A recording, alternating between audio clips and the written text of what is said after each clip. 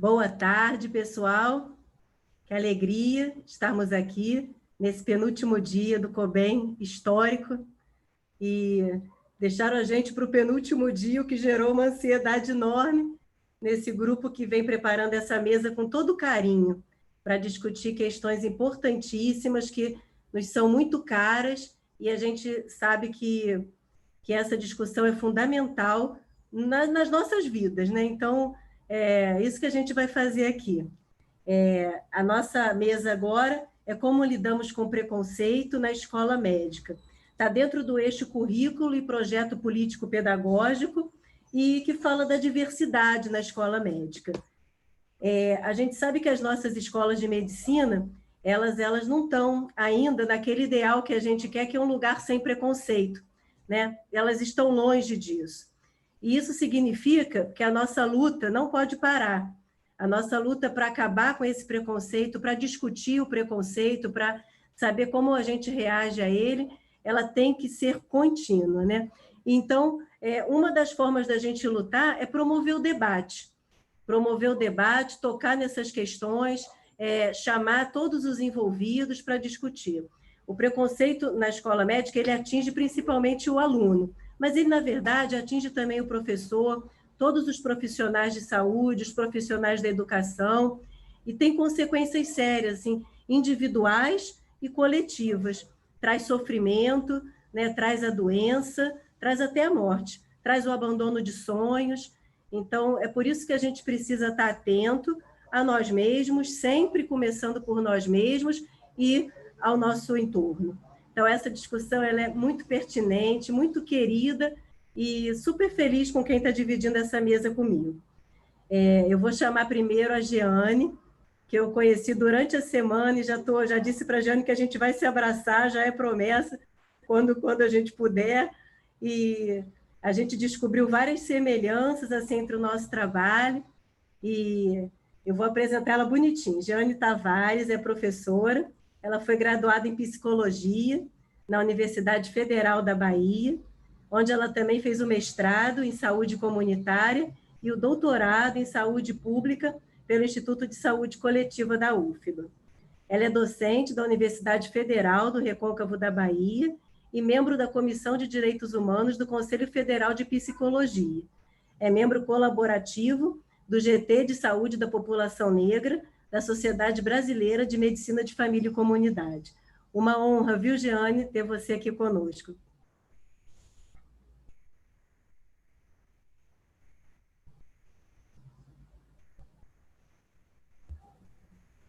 Oi, a honra é minha, né? É uma alegria estar aqui com vocês. Eu tenho só avisando que eu tenho 2 gatos que estão preparados para pular na câmera. Eu estava olhando aqui para eles, estou tentando fazer eles ficarem no lugar, então pode ser que vocês percebam que eu estou olhando aqui para o lado e segurando os gatos, tá bom? Então, é uma alegria estar com vocês. Eu vou projetar os meus slides aqui para vocês poderem acompanhar. Né? Eu havia preparado toda uma fala diferente, mas fui completamente contaminada, no bom sentido, totalmente revi o que eu ia falar a partir da discussão sobre o filme M8, né? E aí decidi falar outra coisa para conversar aqui nessa mesa. Então, eu vou falar um pouco sobre o racismo no ensino da medicina e como isso repercute na interação entre docentes, discentes e, posteriormente, com os usuários do sistema, os pacientes, tá? Então, a primeira questão que eu gostaria de trazer aqui é que a gente gosta muito de falar que nós somos neutros na clínica, que nós aprendemos conhecimentos baseados em evidências, isso também acontece na psicologia. A gente gosta muito de pensar que nós somos pessoas éticas, que nós somos moralmente irrepreensíveis, e isso faz parte da educação que a gente tem, né? E o que eu queria trazer para vocês hoje é que toda vez que a gente diz que a nossa clínica é científica, é neutra, quando a gente está dizendo que é uma clínica que não privilegia qualquer grupo, na verdade, a gente está falando de uma clínica que é desenvolvida, pensada e colocada em prática tendo como foco a população branca. Mas não é apenas a população branca. A gente tem, na nossa formação, quando a gente fala de universidade, quando a gente fala de pós-graduação, uma prática clínica que vai ser mediada pelos processos que estruturam a nossa sociedade. Então, se a gente pensa a nossa sociedade como aquela que se mantém na colonialidade, ou seja, aquela que é herdeira direta do colonialismo, do escravagismo, do patriarcado, né, e da diferença de classes, a gente precisa prestar atenção que o conhecimento científico que a gente gera, tá? As técnicas, os protocolos, as evidências, elas não são neutras por si. Nada é neutro, né? O ensino de todas as áreas de conhecimento, ele é perpassado por uma tradição, por exemplo, de violência.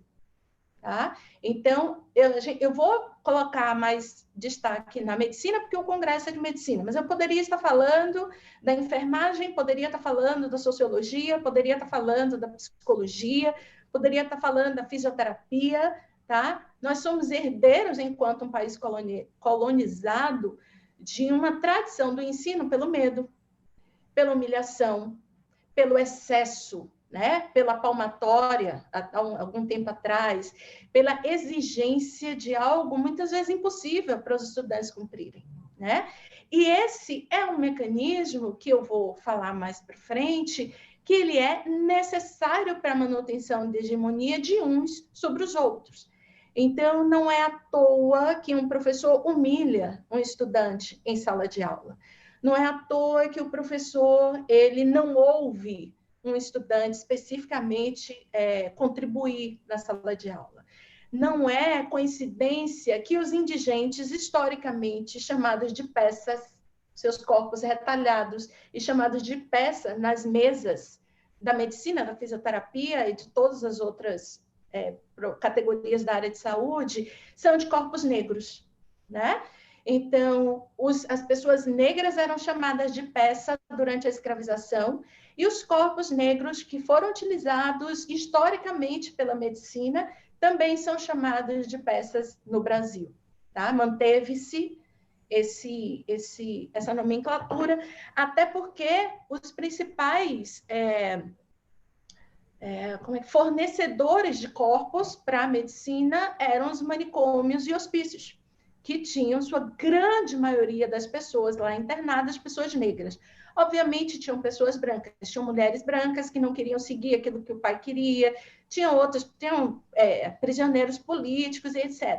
Mas a grande massa da população encarcerada em manicômios e hospícios era de pessoas negras, tá? Então, toda clínica que não enuncia uma questão racial, que não percebe, que não fala sobre isso, ela tem como referência, ao fim e ao cabo, o modelo hegemônico branco e é perpassada pela branquitude, que eu vou falar mais adiante também.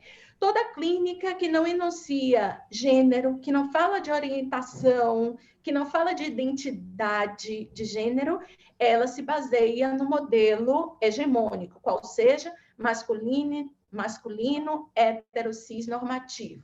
Toda clínica que não enuncia classe, que não pensa sobre isso, que não traz isso no seu desenvolvimento, nos seus protocolos, no seu tempo de atendimento, em tudo, no seu setting terapêutico, tudo que faz parte dessa clínica, ele reproduz valores, é uma clínica que reproduz valores de classe média e alta.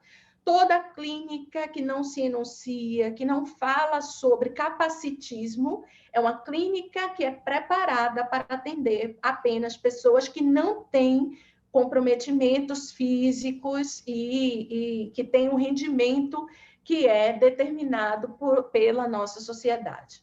Então, quando eu estou falando de clínica, eu preciso falar das múltiplas violências que nós aprendemos, e aí eu estou falando nós, inclusive psicólogos, que a negligência é uma forma de violência importantíssima para a manutenção de poder, tá? Então, nós aprendemos por meio de violências e nós aprendemos a reproduzir violências. E, de modo geral, no nosso país, que foi o último país a acabar com a escravidão, que acabou com a escravidão, não por uma mudança de mentalidade da população, não por uma república que efetivamente pensasse na equidade, que pensasse na população. Não. Nosso país sai da escravidão e entra para um Estado, uma federação, né, de Estados que mantém a sua história de racismo, tá? Com um agravante. Quando a gente tem o final do século XIX, a gente já não tem mais a população negra considerada como um objeto animado, como um ser sem personalidade, como pessoas, não, como objetos e não pessoas. Com a Revolução Haitiana e com o pensamento eugênico, que é trazido para o Brasil pela medicina, né? O que a gente tem é a formação de políticas de Estado que vão entrar, inclusive, na Constituição Federal, lá na década de 30, com uma eugenia, ou seja, a limpeza étnica do povo brasileiro como uma política de Estado. E a medicina, historicamente, foi o braço científico do Estado para comprovar, e aqui eu estou colocando aspas, que negros, indígenas, ou seja, não brancos, eram pessoas inferiores, naturalmente dadas à loucura e naturalmente dadas à violência. Portanto, elas precisam ser mortas, e aí elas vão morrer naturalmente, entre aspas, de fome, de doença, o que quer que seja. Isso está escrito, tá, como política de Estado, ou ainda serão encarcerados e assassinados pela polícia, que é organizada para isso, para prender gente da capoeira, para prender gente que está na rua, para limpar etnicamente a sociedade, tá? E nisso tudo, nesse raciocínio, nesse desenvolvimento dessa identidade do ser brasileiro, o que a gente tem? A gente tem branquitude, e branquitude não é sinônimo de cor de pele. Tanto que nós temos brancos na Bahia que não são reconhecidos como brancos em nenhum outro lugar no mundo, mas eles se acreditam brancos e exercem a sua branquitude. Branquitude não é cor da pele. Branquitude é um local de vantagem estrutural. Eu preciso tirar esses quadrinhos daqui que eu não estou conseguindo ler o meu slide. Gente, como é que eu faço para tirar vocês daqui? Peraí. Aí, pronto. Branquitude é um lugar de vantagem estrutural, tá? De dominância, é um ponto de vista, um lugar de privilégio do qual pessoas brancas olham para si, para os outros e para a sociedade. Refere-se a um conjunto de práticas estruturais que são normalmente invisíveis e anônimas. Então, nós herdamos da escravização uma noção de que pessoas que são lidas como brancas em determinado contexto, elas têm essencialmente vantagens e elas têm essencialmente características éticas, morais, estéticas, que justificam por que elas estão nesse lugar de poder. Então, essa vantagem e hegemonia, ela não é mantida pelo racismo científico do final do século XIX. Ela vai ser atualizada no século XX por uma leitura preconceituosa de que determinadas pessoas são inaptas para fazer determinados cursos, que determinadas pessoas são inaptas para atender determinadas pessoas, que são inaptas para estar, por exemplo, no curso de medicina, ou para desenvolver um conhecimento, uma pessoa não médica, ser capaz de desenvolver um conhecimento que diga respeito à medicina, tá? Tudo isso faz parte dessa hegemonia que é construída historicamente pela medicina e no campo da saúde mental, particularmente pela psiquiatria, para exercício de poder, tá? E aí tem uma autora muito importante para nós, que é a Maria Aparecida Bento, que ela vai dizer assim, a manutenção da hegemonia de pessoas brancas sobre não brancos, e aí eu coloco todos os que não são considerados brancos, e aí existe uma hierarquia também entre os brancos, elas se utilizam de uma estratégia chamada pacto narcísico. Então, uma territorialidade, uma garantia de territorialidade de privilégio que só é aceita entre aqueles que eu leio, eu branca ou branco, eu só vejo naquele que é semelhante a mim, alguém possível de estar na clínica e ser médico, tá? Então, essa mesma autora, ela diz assim, faz parte do exercício da branquitude a apropriação simbólica, por exemplo, faz parte do exercício da branquitude pegar conhecimento ancestral de parteiras, por exemplo, transformar isso em técnica de saúde e proibir que parteiras indígenas e negras continuem exercendo, né, a sua prática milenar. Tá? Isso é uma forma de apropriação simbólica. Faz parte da apropriação simbólica e material. Faz parte da apropriação, por exemplo, a indústria farmacêutica chegar lá e dizer: descobrimos tal substância que é boa para determinada coisa, agora a gente tem a patente, e as pessoas que já usavam isso milenarmente não vão poder mais utilizar. Tá? Faz parte da criminalização dessas pessoas que têm um conhecimento milenar sobre cura, sobre saúde, sobre bem-estar, certo? Isso também faz parte da branquitude que organiza a sociedade, que organiza a medicina. Então, há um fortalecimento da autoestima desse estudante que vem de uma família de médicos, por exemplo, o autoconceito do grupo, tá? Então, faz parte do ser branco, faz parte do seu, em detrimento dos demais, faz parte uma apropriação que legitima a supremacia econômica, política e social. Então, existe um interesse político e social na manutenção da violência, por exemplo, no ensino da medicina. Quando uma entidade médica diz, tem muito curso de medicina, essas pessoas que estão entrando, elas não são boas o suficiente. O que está dizendo? Né? Nas entrelinhas. A gente precisa garantir mercado. A gente precisa garantir, mais do que mercado, o nosso reconhecimento como hegemônicos. E aí eu volto a dizer, não é qualquer pessoa. Nós organizamos a nossa sociedade tendo como padrão o homem branco, heterocis normativo, sem nenhum tipo de deficiência, tá? E aí vem outros critérios também. Idade também é um critério de manutenção dessa posição hegemônica. Então, alguns autores falam que, além do pacto narcísico, que é aquele de se considerar melhor do que os outros, existe um grande peso da perversão no exercício da medicina.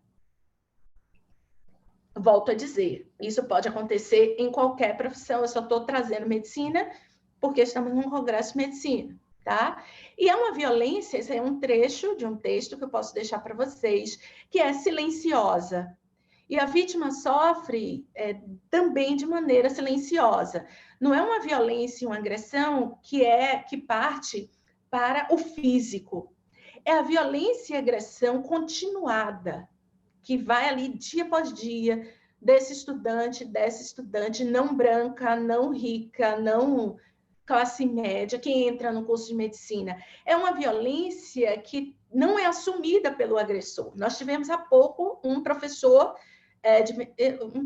que fez blackface, não sei se vocês viram isso, foi uma notícia há pouco tempo, ele se fantasiou, e isso é racismo, né, de pessoa negra de uma forma jocosa, de uma forma pretensamente bem-humorada, simular um atendimento a um usuário do SUS. E nós sabemos que a grande maioria dos usuários do SUS são pessoas negras.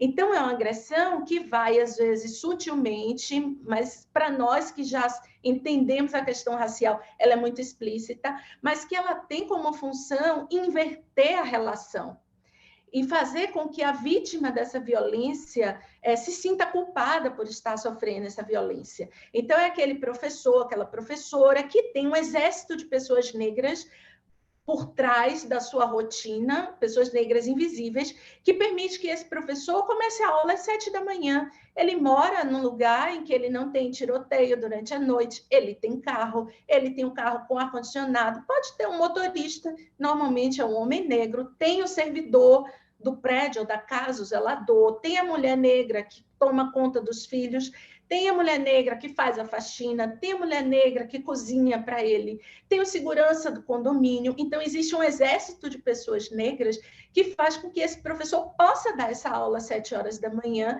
mas ele não só não vê, como recusa. E essa é uma outra categoria que a gente trabalha na psicologia, ele não aceita o que é diferente daquilo que ele conhece.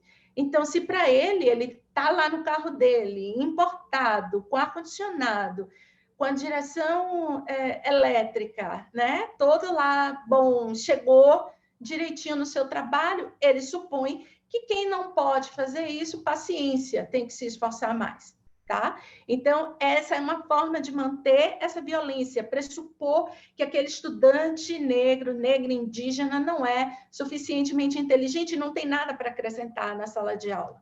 Ou quando alguém questiona, como no filme que a gente viu lá, né? Que o estudante ele diz assim, eu me identifico mais com esse corpo negro aqui nessa mesa do que com os meus colegas de medicina, e ele tem razão, porque esse jovem negro estudante, ele está inclusive na faixa etária em que ele tem a maior probabilidade de ser assassinado pela polícia ou cometer suicídio. Então, o que eu quero dizer para vocês é que existe uma função política na violência, no ensino das ciências, da saúde, da medicina em particular.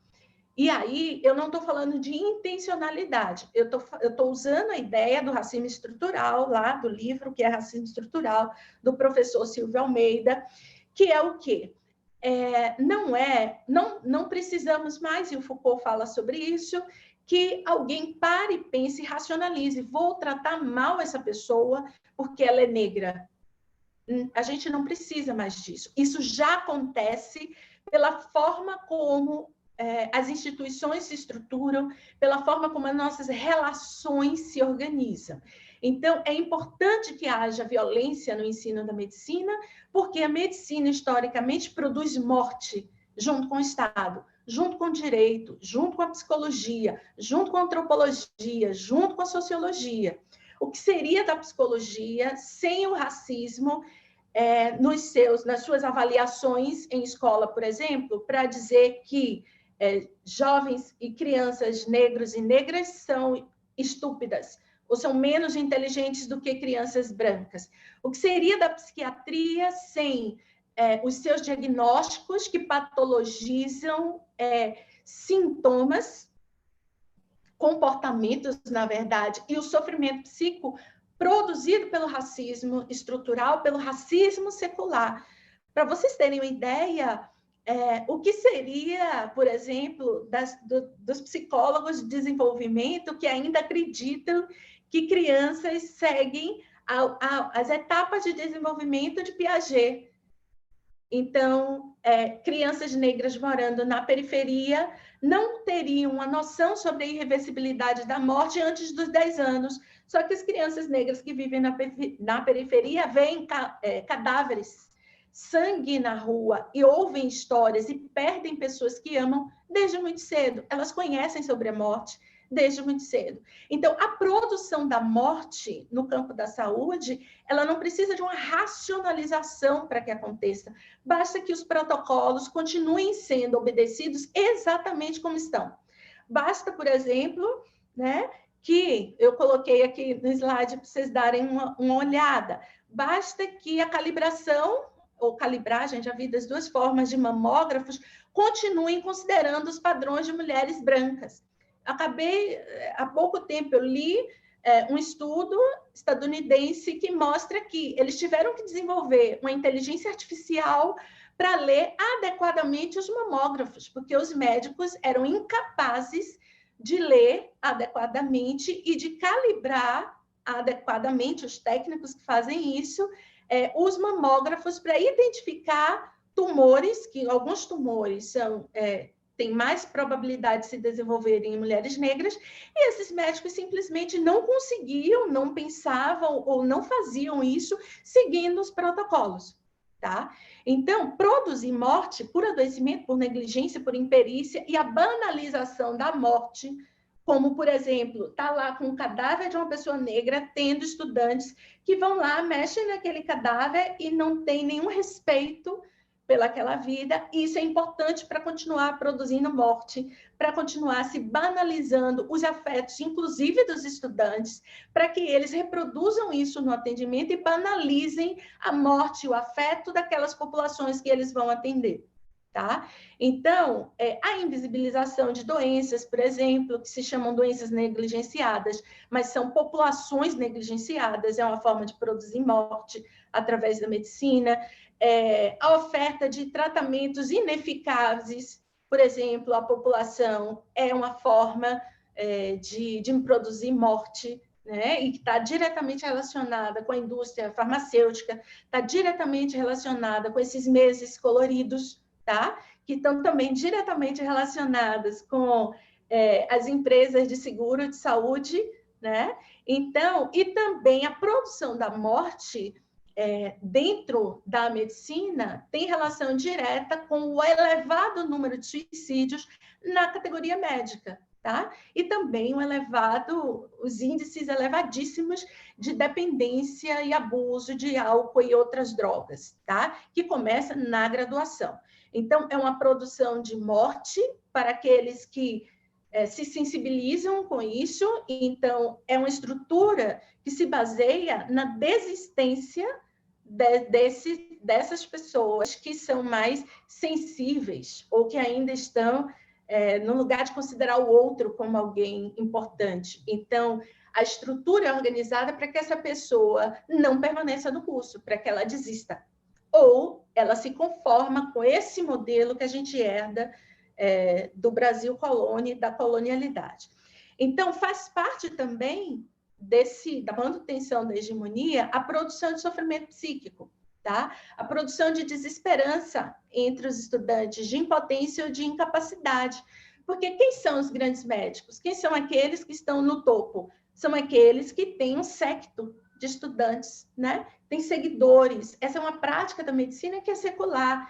Ter seguidores, não é à toa que a ronda, olha o termo, a ronda é feita com um professor e um grupinho de estudantes que vão atrás dele, seguindo esse grande mestre. Então, a produção de sofrimento para os estudantes é também uma estratégia política. Ela mantém, inclusive, determinadas famílias de médicos em determinados lugares de poder em várias universidades. Não vou citar nomes, mas vocês podem ver que pelo nome das alas, né, pelo nome dos ambulatórios, você percebe uma continuidade de determinados sobrenomes em instituições de saúde. Então, como é que isso aparece? Aparece através de insultos racistas depreciativos, de palavras negativas, de comparações injustas, de externalização de estereótipos, de ignorar, invisibilizar determinadas pessoas, de minimizar ou negar o racismo ou o privilégio branco, e passa também pelo encarceramento e patologização de comportamentos de enfrentamento racial. Então, você está vendo aquela estudante, ela é negra, né? Mas ela é tão agressiva, né? Ela sente tanta raiva, né? Olha essa professora como ela está falando, gente, né? Como se não fosse justo, honesto, legal, após 400 anos de assassinato continuado, genocídio continuado de indígenas e de pessoas negras, nós não tivéssemos o direito de estarmos hoje com muita raiva, né? E querendo fazer coisas para mudar esse sistema, tá? Então, faz parte do letramento racial, e isso é absolutamente necessário para nós que somos professores, principalmente, a gente reconhecer que haverá diferentes reações, vinculações e conduções segundo essa combinação de origem racial do docente, do discente, do paciente, né, e da sociedade como um todo. Então, a gente precisa prestar atenção, e aí eu achei muito emocionante, né, a fala lá no Cine, quando a gente estava debatendo, né, esqueci, desculpa, o nome da estudante, eu anotei, agora me esqueci completamente. Ela falando, olha, mesmo meu professor me dando pressa, eu parei para conversar com aquela mulher, e ela era uma mulher negra, sendo uma estudante de medicina negra. Esse encontro é algo que, para nós, pessoas negras, é algo espetacular. Então, a primeira vez que eu fui atendida por uma médica negra, uma oftalmologista, depois de ter passado por dezenas de médicos ao longo de toda a minha vida, a vontade que eu tive foi de pular no pescoço dela e abraçar muito, mas eu fiquei pensando assim, poxa, ela já deve ter passado por tanta coisa, deixa ela exercer a medicina como ela acha, né, que deve exercer. Para vocês terem ideia, uma mulher negra encontrar uma ginecologista negra é da gente pular de alegria. Encontrar um psiquiatra negra é da gente pular de alegria. Então, quando eu falo isso, eu não estou me referindo apenas a uma questão identitária. Para nós, não é identitário. Para nós, é a possibilidade de não sofrer mais violências durante o atendimento clínico. Obviamente, estar com um profissional de saúde negro não nos blinda de sofrermos preconceito e violência, mas diminui bastante, e a gente já tem pesquisa sobre isso. Então, era isso, gente. Completei, acho que eu consegui completar o tempo, certo? E passo a palavra para a Andrea, e na discussão a gente pode conversar mais, tá bom? Obrigada. Agora deixa eu tirar daqui, né? Peraí. Pronto.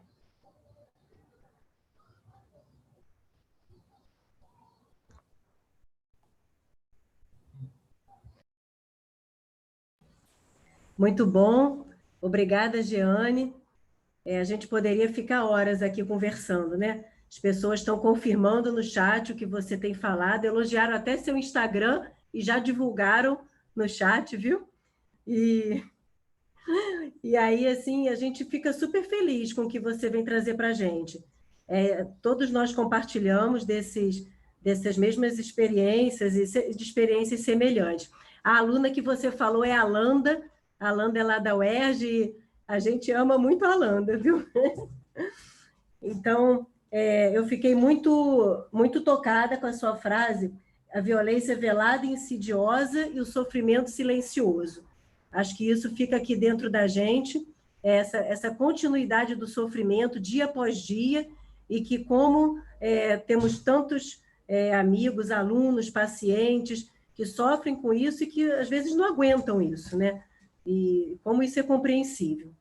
Então, a gente vai dar continuidade, vamos fazer um debate no final, tá bom? E a gente vai dar continuidade agora. Eu tenho a alegria de chamar, eu ia chamar ele de uma forma informal, mas eu vou falar bem bacana. Chamar o nosso queridíssimo Gustavo Antônio Raimonde. O Gustavo é um médico educador, professor do Departamento de Saúde Coletiva do curso de Medicina da Universidade Federal de Uberlândia. Como um mineiro naturalizado, ama pão de queijo com café, ainda que seja natural de Santa Catarina, dessa eu não sabia, de onde guarda belas lembranças e afetos. Gustavo possui graduação em Medicina pela UFO, com residência médica em Medicina de Família e Comunidade, e mestrado em Ciências da Saúde pela mesma instituição.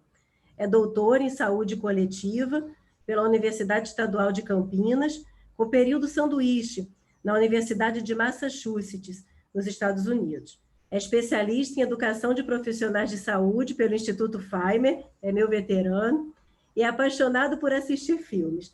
Nas horas vagas, procura dedicar seu tempo ao cuidado de si mesmo e do outro. Tem se dedicado ao estudo da autoetnografia performática na saúde coletiva e na educação médica, e interfaces com questões de raça-cor, etnicidade, gênero, sexualidade, classe social e outros determinantes sociais de saúde e marcadores sociais de diferença. O Gustavo, além disso, é do grupo gestor, do grupo de trabalho de populações invisibilizadas e diversidades da ABEM, e, desde 2 dias atrás, é o diretor da Regional de Minas Gerais.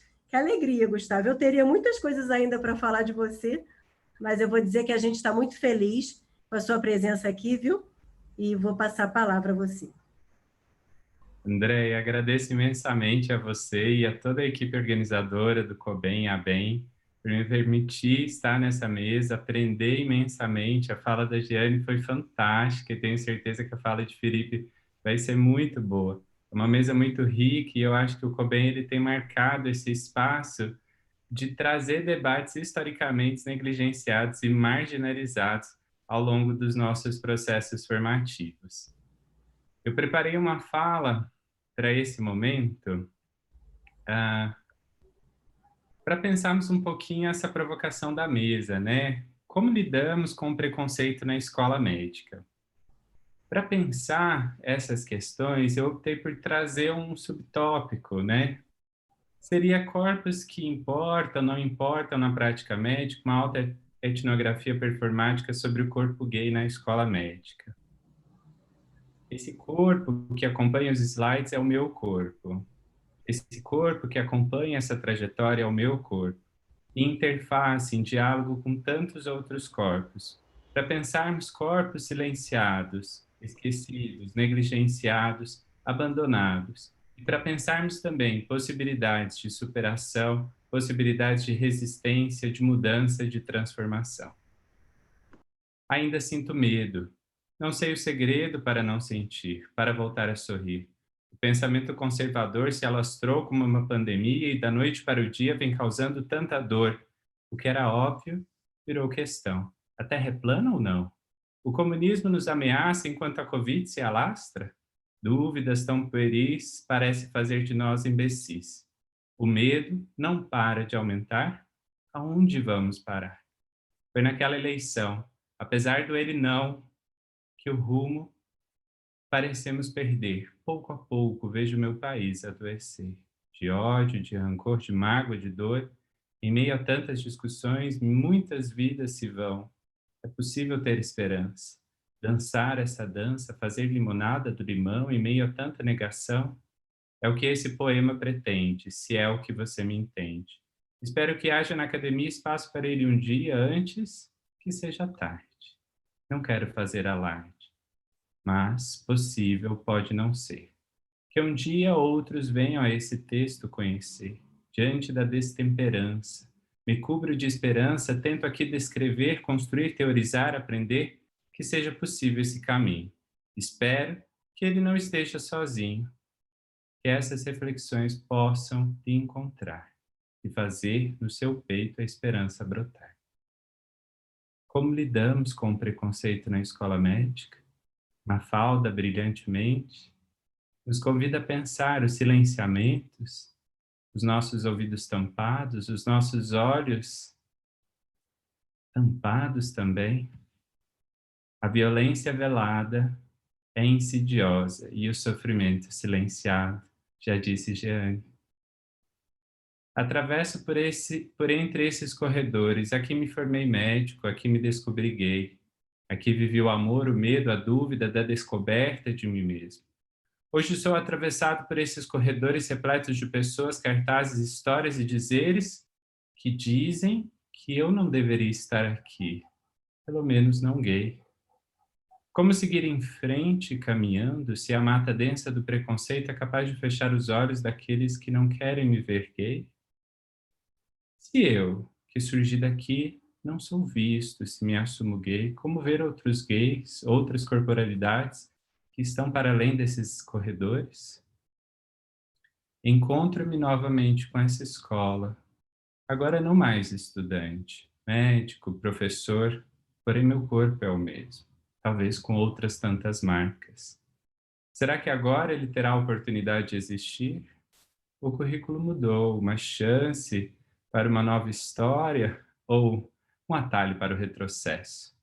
Até quando tanta dor? Até quando tanto silêncio? Até quando resistir? Chorar, sorrir, existir? Será que isso basta? Olhando para o meu corpo, reconheço diversas marcas que ocorreram ao longo de minha formação enquanto médico e professor.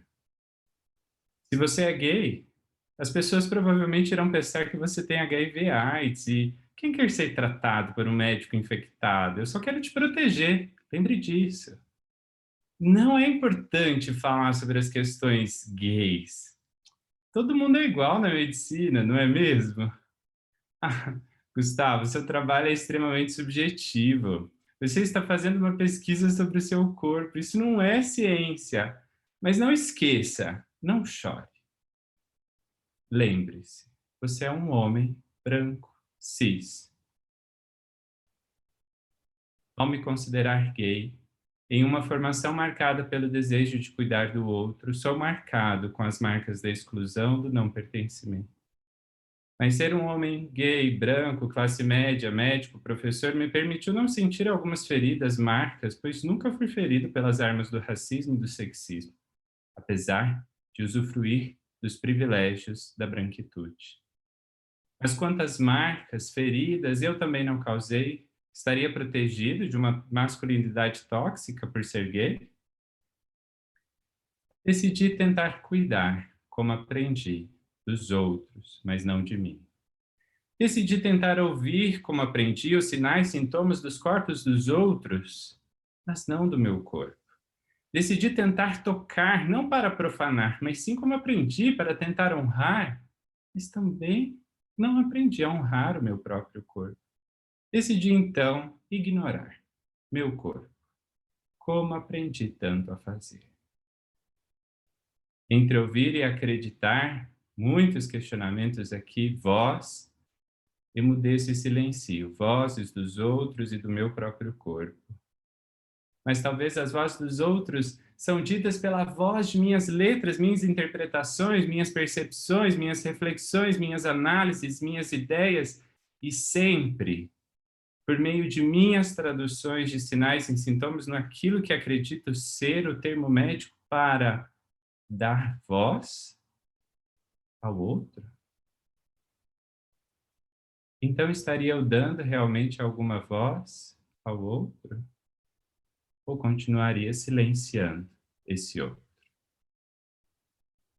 Mas as vozes do meu corpo não são ditas, nem por sinais, nem por sintomas, nem por gestos, nem por termos, mas elas permanecem gritando por socorro nas entrelinhas do meu amor e do meu corpo.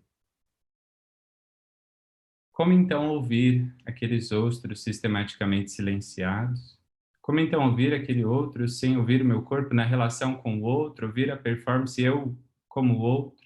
Será meu corpo um outro também? Como poderia então ouvir? Entre dores que sofri e causei, tento compreender os poderes e amores. Reconheço que parece que não posso amar, mas amo intensamente. Como então amar sem tanto sofrer? Deveria voltar a ser aquele que nunca fui? Um homem hétero, cis, branco? Deveria então ser aquele homem com H maiúsculo que esperaram eu ser quando crescer? Quando a educação não é libertador, o sonho do oprimido é virar opressor. Meu sonho foi oprimir os que me oprimiram, para tentar corrigir aquilo que sofri. Oprimindo quis que outros como eu não se sentissem mais assim. Flertei com a opressão e de mãos dadas caminhei por um tempo e acredito que vários momentos a realizei. Gustavo, eu sou gay. Silêncio, minha resposta. Há quanto tempo você não vai à igreja? Primeiro dia de aula. Em vez de me apresentar, apresento meus títulos: médico, professor, pesquisador, mestre, agora doutor. Vocês vão estudar sim as questões de gênero e sexualidade, porque se não fossem importantes, não estariam no programa, eu disse. Motivo? Medo de ser questionado, medo de ser invalidado, medo de permanecer no silêncio que muito vivenciei. Mas lembrem, o meu silêncio ainda era de um corpo de um homem cis, branco. Mas como não produzir o que sofri? Como transformar então tudo aquilo que vivi ainda vivo? Mas eu quero continuar esse ciclo de dor e sofrimento, eu quero transformar tudo isso. Transformar para quem? Para quê? Por quê? talvez, para a esperança ser uma utopia, uma realidade concreta dentro de cada dia. Não é isso somente uma reação frente a muitas opressões. É uma ação pensada, sentida, vivida de uma raciocina ação. Com a pedagogia de Paulo Freire e minha autoetnografia performática, pude ver meu corpo em relação a outros corpos, vozes, feridas, vidas, e então honrá-los. A partir de narrativas pessoais, eu pude entender a relação entre nós, como eles. Para questões públicas, políticas, culturais, econômicas, sociais, eu pude sentir o corpo hegemônico que nos separa. Por isso, eu, e talvez nós, possamos reconhecer que as autoetnografias performáticas são construídas por agentes com corpos vivos, expondo as quebras da existência, honrando histórias de sofrimento e perda, daqueles que mais frequentemente habitam a posição de objetos, digo, sujeitos, entre aspas, de pesquisa, ou sujeitos do cuidado, será? Por isso, eu e talvez nós possamos entender que habitamos o mundo e que temos a possibilidade de ver. Se mudarmos a maneira como vemos e escrevemos sobre o mundo, podemos promover um mundo mais inclusivo e diversificado também. Por isso, eu e talvez nós possamos expandir as noções de justiça social, nas políticas de saúde pública, na educação e na prática em saúde, porque não é apenas sobre o outro, mas sobre a nossa relação, é sobre eu como o outro. Por isso, eu e talvez nós possamos aprender a buscar uma transformação que comece em meu corpo na relação com o outro, eu como o outro, inserido nos contextos de nossas existências, carregando a bagagem de nossa historicidade, cheia de contradições, desejos e ambiguidades.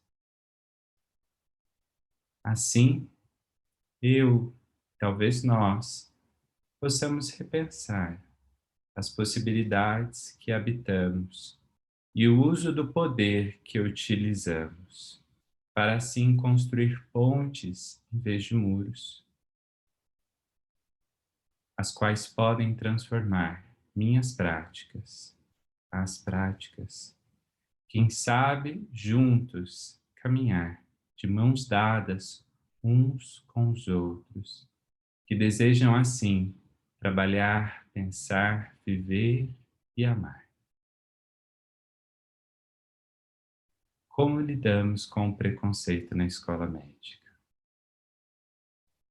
Sem buscar trazer uma receita pronta de bolo, trago algumas experiências, algumas reflexões vividas em meu próprio corpo, em várias posicionalidades, com vários marcadores, pensando os meus privilégios e ainda buscando reconhecer tantos outros.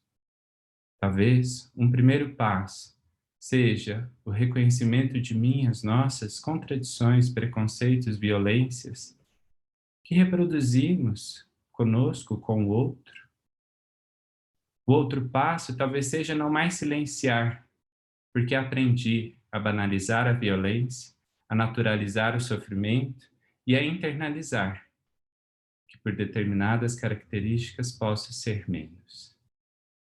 Quebrar o silêncio. Em vez de primo non nocere, como às vezes ouvimos na escola médica, que tal primo non tacere, quebrem os silêncios.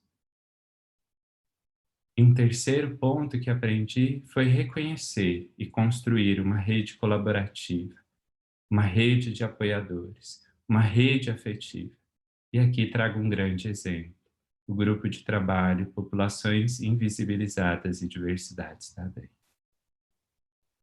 Ao longo desse processo, fui buscando entender esses vários preconceitos, violências, pensando refletir com vários autores, autoras, que permearam as minhas leituras, que permearam as minhas esperanças. Ao longo desses processos, com tantos outros corpos, fomos produzindo tantas outras estratégias. Esse texto aqui apresentado, ele dialoga muito com essa charge. Quantas vezes não ouvimos pássaros engaiolados, gritando, gorda, anão, adoro serem politicamente incorreto, viado, preto, aleijado, feia, baiano.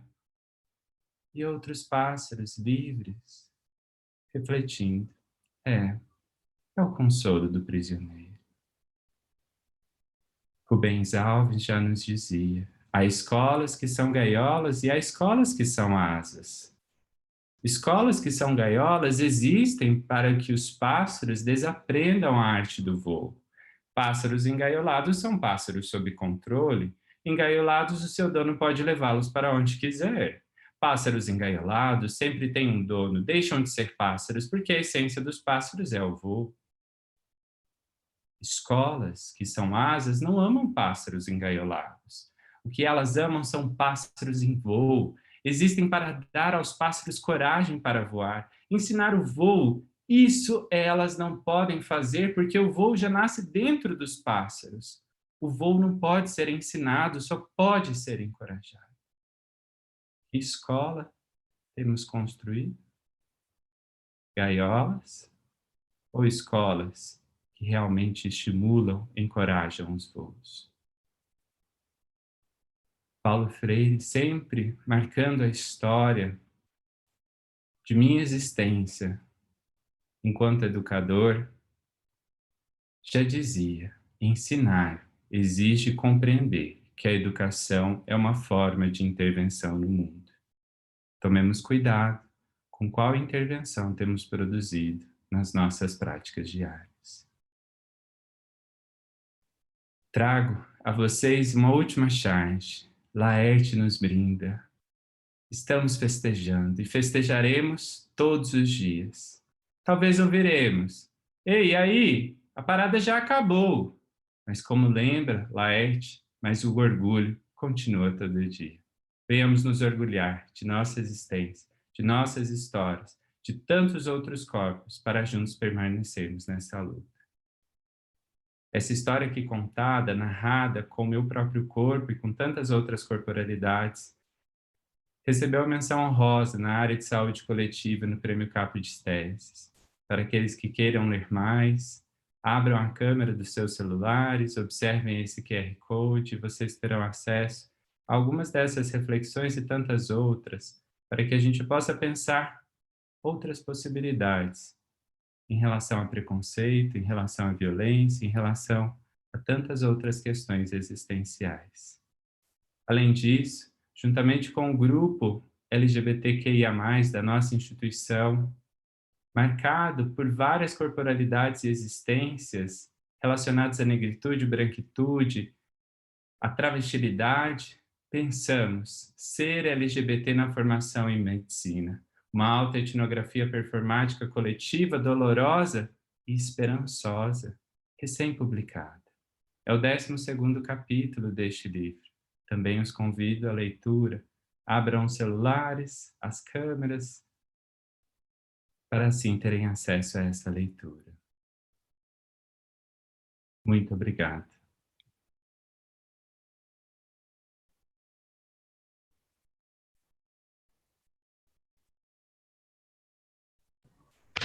Nossa, Gustavo, difícil falar agora, né? Muito obrigada. Preciso dizer para vocês que chovem elogios no chat, todo mundo emocionado, né? Elogios profundos, elogios de quem está vivendo junto, está tendo a chance de viver junto essa emoção, primeiro com a Jeane, agora com o Gustavo. Muito obrigada, viu, Gustavo? Eu tenho a alegria agora de chamar o Felipe. O Felipe, primeiro eu vou contar para vocês que ele falou que o currículo dele, ele já está rindo aqui, ele falou que o currículo dele era bem menor que o dos outros apresentadores. Ô Felipe, é que o seu vai ser grande para frente, sabe? Então eu tenho certeza disso, né? Mas a gente, assim, tem uma alegria enorme de te receber, porque não é à toa que você está aqui não, viu, Felipe? Felipe é de Linhares, vou apresentar ele aqui, pelo que eu já sei dele. Ele nem sabia que eu já sabia umas coisas dele, porque ele mesmo que falou.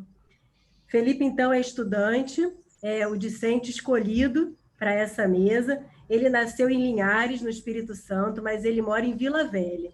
Ele diz que ele é um capixaba, um filho do Sudeste, porque ele estuda em Viçosa, na Universidade Federal, e é um pesquisador de sexualidade e gênero da espécie humana.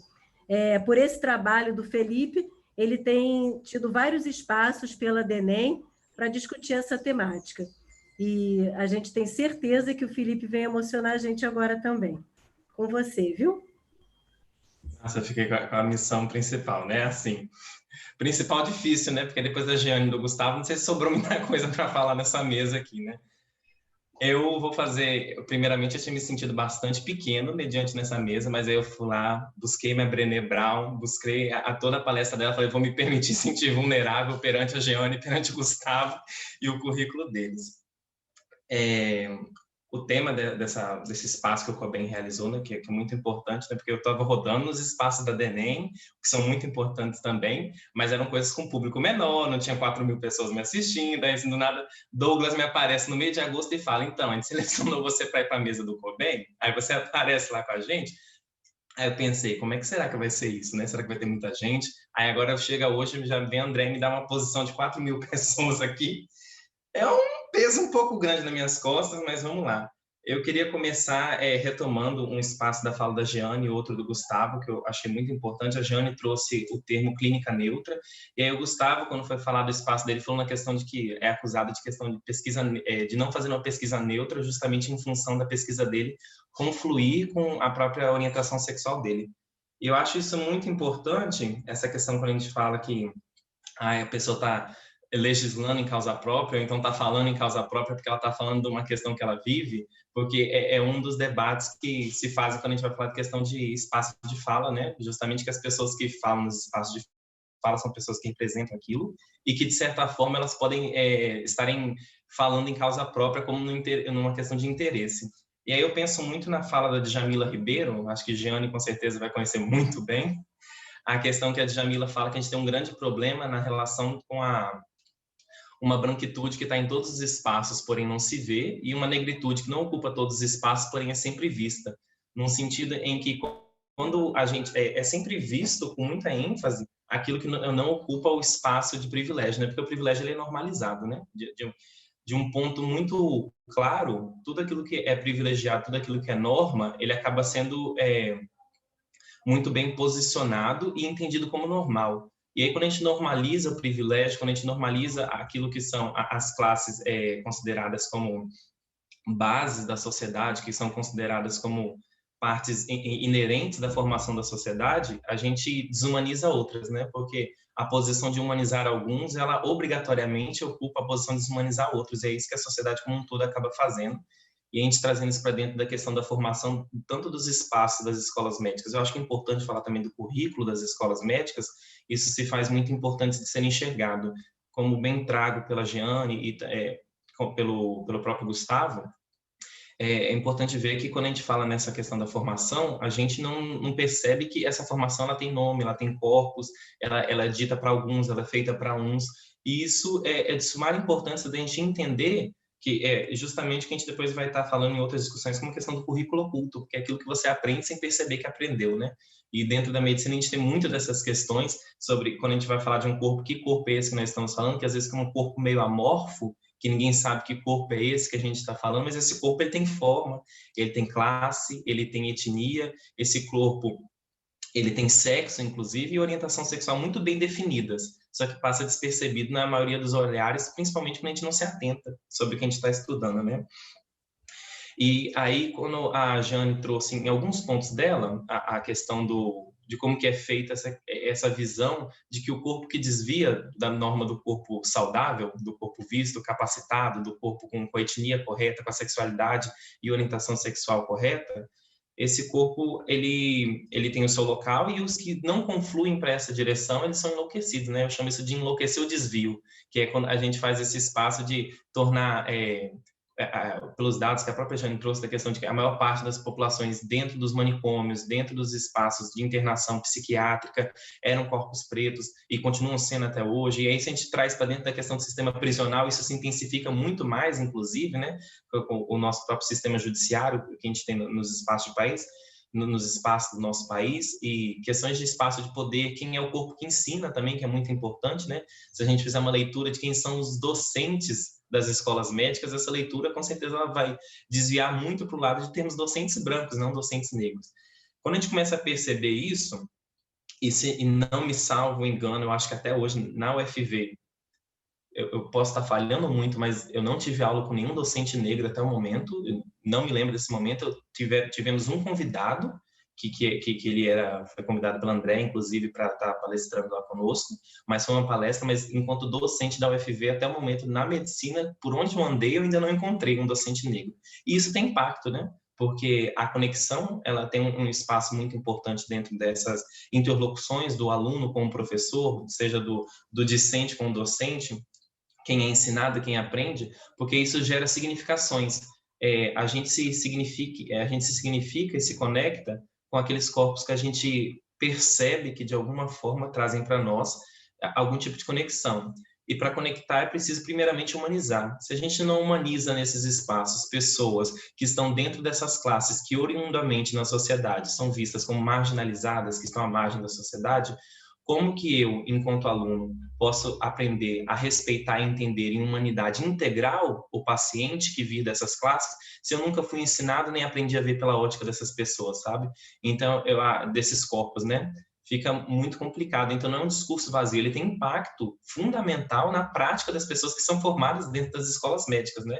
Não é como se a gente estivesse aqui falando só numa questão ideal, a gente fala numa questão de posicionamento do tratamento dessas pessoas e na tratativa delas com essas pessoas que, pensando em médicos, sobretudo, que vão estar dentro do espaço do SUS, porque aí nós temos uma questão já dentro do Brasil, da perspectiva brasileira, de questão de classe econômica, é preciso entender que essas relações vão se dar no sentido inverso, porque se eu sou ensinado por uma pessoa branca, de classe alta, que ocupa espaços de privilégio, na maioria das vezes do sexo masculino, cisgênera e heterossexual, eu estou aprendendo sobre um olhar de um determinado grupo. Aí, quando eu chego no SUS e eu tenho que atender uma população que muitas das vezes não é cisgênera, que muitas das vezes não ocupa espaço de privilégio, não tem muito poder aquisitivo, na sua grande maioria é mulher, é negra, e muitas das vezes vão ser de orientações sexuais, identidades de gênero, que não confluem com a norma social, eu estou atendendo uma outra perspectiva.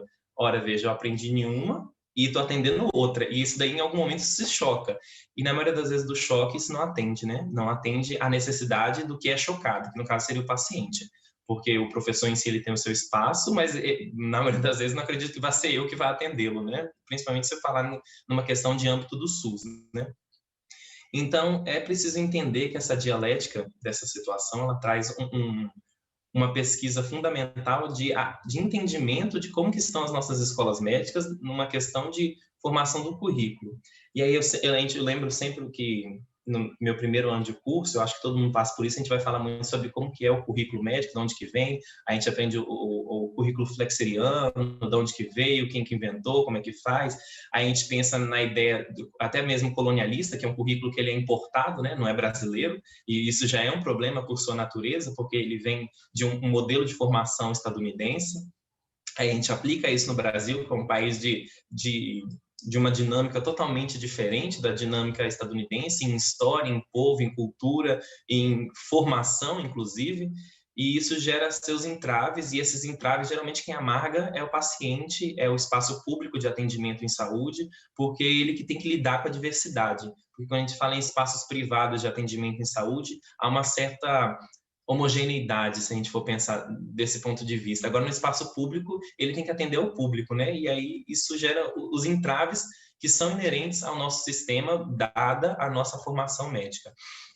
Então, quando a gente coloca toda essa situação, a gente já discutiu algumas vezes sobre essa questão de formação de currículo, e a gente vai pensando que dentro do nosso currículo, a gente tem um problema muito grande, que tudo aquilo que desvia da norma é feito em blocos separados, né? Como se fosse quase um anexo, né? Tipo assim, aqui você ganhou o seu currículo de medicina, aqui tem uns anexos que você acessa se você quiser, uma leitura não complementar, que você pode fazer se você desejar, e aí nesses anexos a gente tem o atendimento da pessoa negra, a gente tem nesses anexos o atendimento da pessoa trans, da população trans, a gente tem o anexo do atendimento da população lésbica, da população homossexual masculina, gay, a gente tem vários anexos dentro desses espaços, e esses anexos eles não são acessados por todas as pessoas, até porque não é uma obrigação. Isso não faz parte do currículo de uma forma de vista, né? De um ponto de vista. Então, fica sendo muito uma coisa do vai quem quer, aprende quem tiver interesse procura, quem quiser faz um grupinho de trabalho extra, mas isso é importante de certa forma, porque quando a gente estava falando justamente na questão de formações de médicos e de onde eles vêm, a Jane muito bem citou que a gente tem uma tendência em manter médicos em famílias médicas, e aí se você tem um médico que vem de uma família médica, que na família dele há uma certa homogeneidade para todo lado normativo da sociedade, a gente tem que entender que essa pessoa normalmente não vai ter muito interesse em buscar aquilo que difere da realidade social dela e aquilo que difere da formação enquanto estrutura e cidadã dela, né? E aí, se não há um interesse por parte dela, vai haver uma falta de conhecimento na parte dela, de entendimento completo e complexo dessa pessoa que ela vai atender, que difere da norma da qual ela veio, e o atendimento que ela for prestar não vai ser completamente necessário e atributivo da pessoa que ela considera que ela está ali naquele momento participando da consulta ou fazendo a consulta. Então, é muito importante que a gente perceba como que não é só a gente falar sobre em espaços que não são necessariamente internos ao currículo, mas como que é preciso a gente pensar em como que o currículo absorve essas demandas que cada vez mais se levantam, que cada vez mais se colocam em sociedade, que cada vez mais são necessariamente precisas para a gente mudar uma conformação clássica da medicina dentro do Brasil, né? Falando da dinâmica brasileira. E aí, quando a gente está falando de diversidade nas escolas médicas, que é o tema do nosso espaço aqui, eu penso muito em como gerar essa diversidade e me vem logo o primeiro problema, né? Que é como chegar à diversidade à universidade, que a gente já tem um entrave nesse momento, né? Porque para a diversidade chegar na universidade, a gente tem que sarar outras feridas que a gente tem na nossa educação brasileira, que vem lá de trás da formação básica, da iniciação básica, que, entendendo o Brasil como a gente entende, temos duas formas de ingressar na escola médica: ou você entra numa universidade federal, ou estadual, que seja o caso, ou você entra numa faculdade ou universidade privada. A faculdade e a universidade privada já tem o próprio estigma e necessidade dela, que é o financeiro, e isso já exclui uma parcela significativa de corpos diversificados da nossa sociedade, entendendo que na nossa sociedade a gente não herda só riqueza, mas a gente também herda pobreza, né? As pessoas entendem só a riqueza como um bem e esquecem que a pobreza também é gerada. Não fosse assim, não é herdada, perdão. Não fosse assim, não faria todo o sentido da discussão que a gente tem a respeito das cotas, porque a questão das cotas, ela se refere a um movimento que ocorreu durante mais de 400 anos no Brasil, mas que refletem impactos até hoje. Esses impactos são econômicos, em sua maioria. São impactos de espaço. Então, se a gente não percebesse que isso é uma realidade, não faria muito sentido essa discussão. Como a gente percebe e entende que é necessário, a gente tem que entender também que outros corpos também não vão acessar e formar essa diversidade dentro dos espaços de universidade federal e estadual, que seria o acesso deles, visto que o econômico eles não têm, se a gente não preparar o nosso espaço educacional básico, perdão, e público, para atender essas pessoas. E aí, o que eu falo com isso? Se a gente pensa em algumas populações muito específicas, vou falar agora, por exemplo, da questão da população trans. É uma população que muito cedo sai do ensino básico, não estou falando do ensino superior, ela sai do ensino básico porque ela é vilipendiadamente, em todos os espaços que ela ocupa, ela é retirada daqueles espaços, né? E ela não consegue confluir dentro desses espaços, principalmente para aqueles e aquelas que iniciam a transição um tanto quanto cedo nas suas vidas, então elas não têm apoio familiar, elas não têm apoio econômico, suporte econômico, visto que elas não são população em idade economicamente ativa, e por não serem, isso vai gerar um outro estigma, que é a questão da necessidade da economia, visto que há um abandono familiar, e a gente já parte para a questão que é um outro problema da população trans, seria a prostituição. Todas essas questões juntas confluem para uma própria mecânica, e eu acho que isso conflui muito com o que a Jeane falou, da mecânica que não é falada, que não é preciso de ser dita, mas que a própria estrutura que a sociedade faz trabalha a mecânica por si própria. A própria estrutura que a sociedade faz, ela gera essa engenhoca toda que faz funcionar já de forma a excluir esses corpos. Não é necessário que alguém venha e diga que esse corpo está excluído. A própria estrutura da sociedade faz isso sozinha, de maneira, inclusive, magistral com esses corpos. Então, são pessoas que não vão conseguir acessar esses espaços, não na hora do ensino superior, de entrar lá dentro, que seria uma outra significativa, que acontece também, mas elas não vão conseguir chegar, muitas das vezes, ao fim do ensino médio, que é gratuito, inclusive mantido por lei, mas as pessoas não vão chegar a esses espaços porque elas são expulsas desses espaços, não de maneira verbalizada, no sentido de dizer você não pode estar aqui, mas de maneira de comportamento social, seja dos colegas de classe, seja da própria família que não dá um apoio, porque inclusive apoio familiar é imprescindível na educação a qualquer nível, e também na questão da própria estrutura que a escola fornece, seja de professores, discentes, ou do corpo coordenador da escola, em perceber aquele corpo como deslocado naquele espaço, não pela própria naturalidade do que é, mas pela própria estrutura que tem ali naquele espaço, que não entende aquele corpo como pertencente ao espaço escolar. E aí, isso seria uma dinâmica. Se a gente pega dentro da dinâmica dos corpos, agora em questão de orientação sexual, aí a gente tem uma outra significativa de problema, que é esse corpo, ele atende ou não atende a heteronormatividade? Porque tem um problema aí dentro, eu acho que o Gustavo fala muito bem, inclusive, na sequência de textos que ele trouxe de maneira muito poética, inclusive, nem consegui ainda agradecer, parabéns, Gustavo, pela forma como você colocou e se expressou aqui. Mas esse corpo, ele atendendo à heteronormatividade, a gente tem uma questão, ele não atendendo à heteronormatividade, a gente tem uma outra questão. Quanto mais afeminado for um corpo de um homossexual ou de um bissexual masculino, ou quanto mais masculinizado for um corpo de uma lésbica ou de uma bissexual feminina, mais entraves esse corpo vai experimentar, sobretudo dentro da formação médica, que tem um certo corporativismo e um certo conservadorismo dentro dessa educação, frente a alguns outros cursos, isso às vezes é muito claro para a gente, inclusive. Então, ele vai enfrentar essa problemática, e ele vai enfrentar essa problemática de maneira acho que veio numa dos slides da Giane, de não conseguir realizar o sonho, né? Que a pessoa entrou no sonho, mas realizar fica inviável em virtude desses enfrentamentos. E eu vejo que isso é muito claro porque tem pessoas que você conhece a orientação sexual delas, mas atendendo à estrutura normativa da sociedade, elas não enfrentam tanto problema em relação a isso, seja na dinâmica para com o paciente, seja na tratativa do professor com o aluno, seja na própria organização entre sala para com os colegas de sala.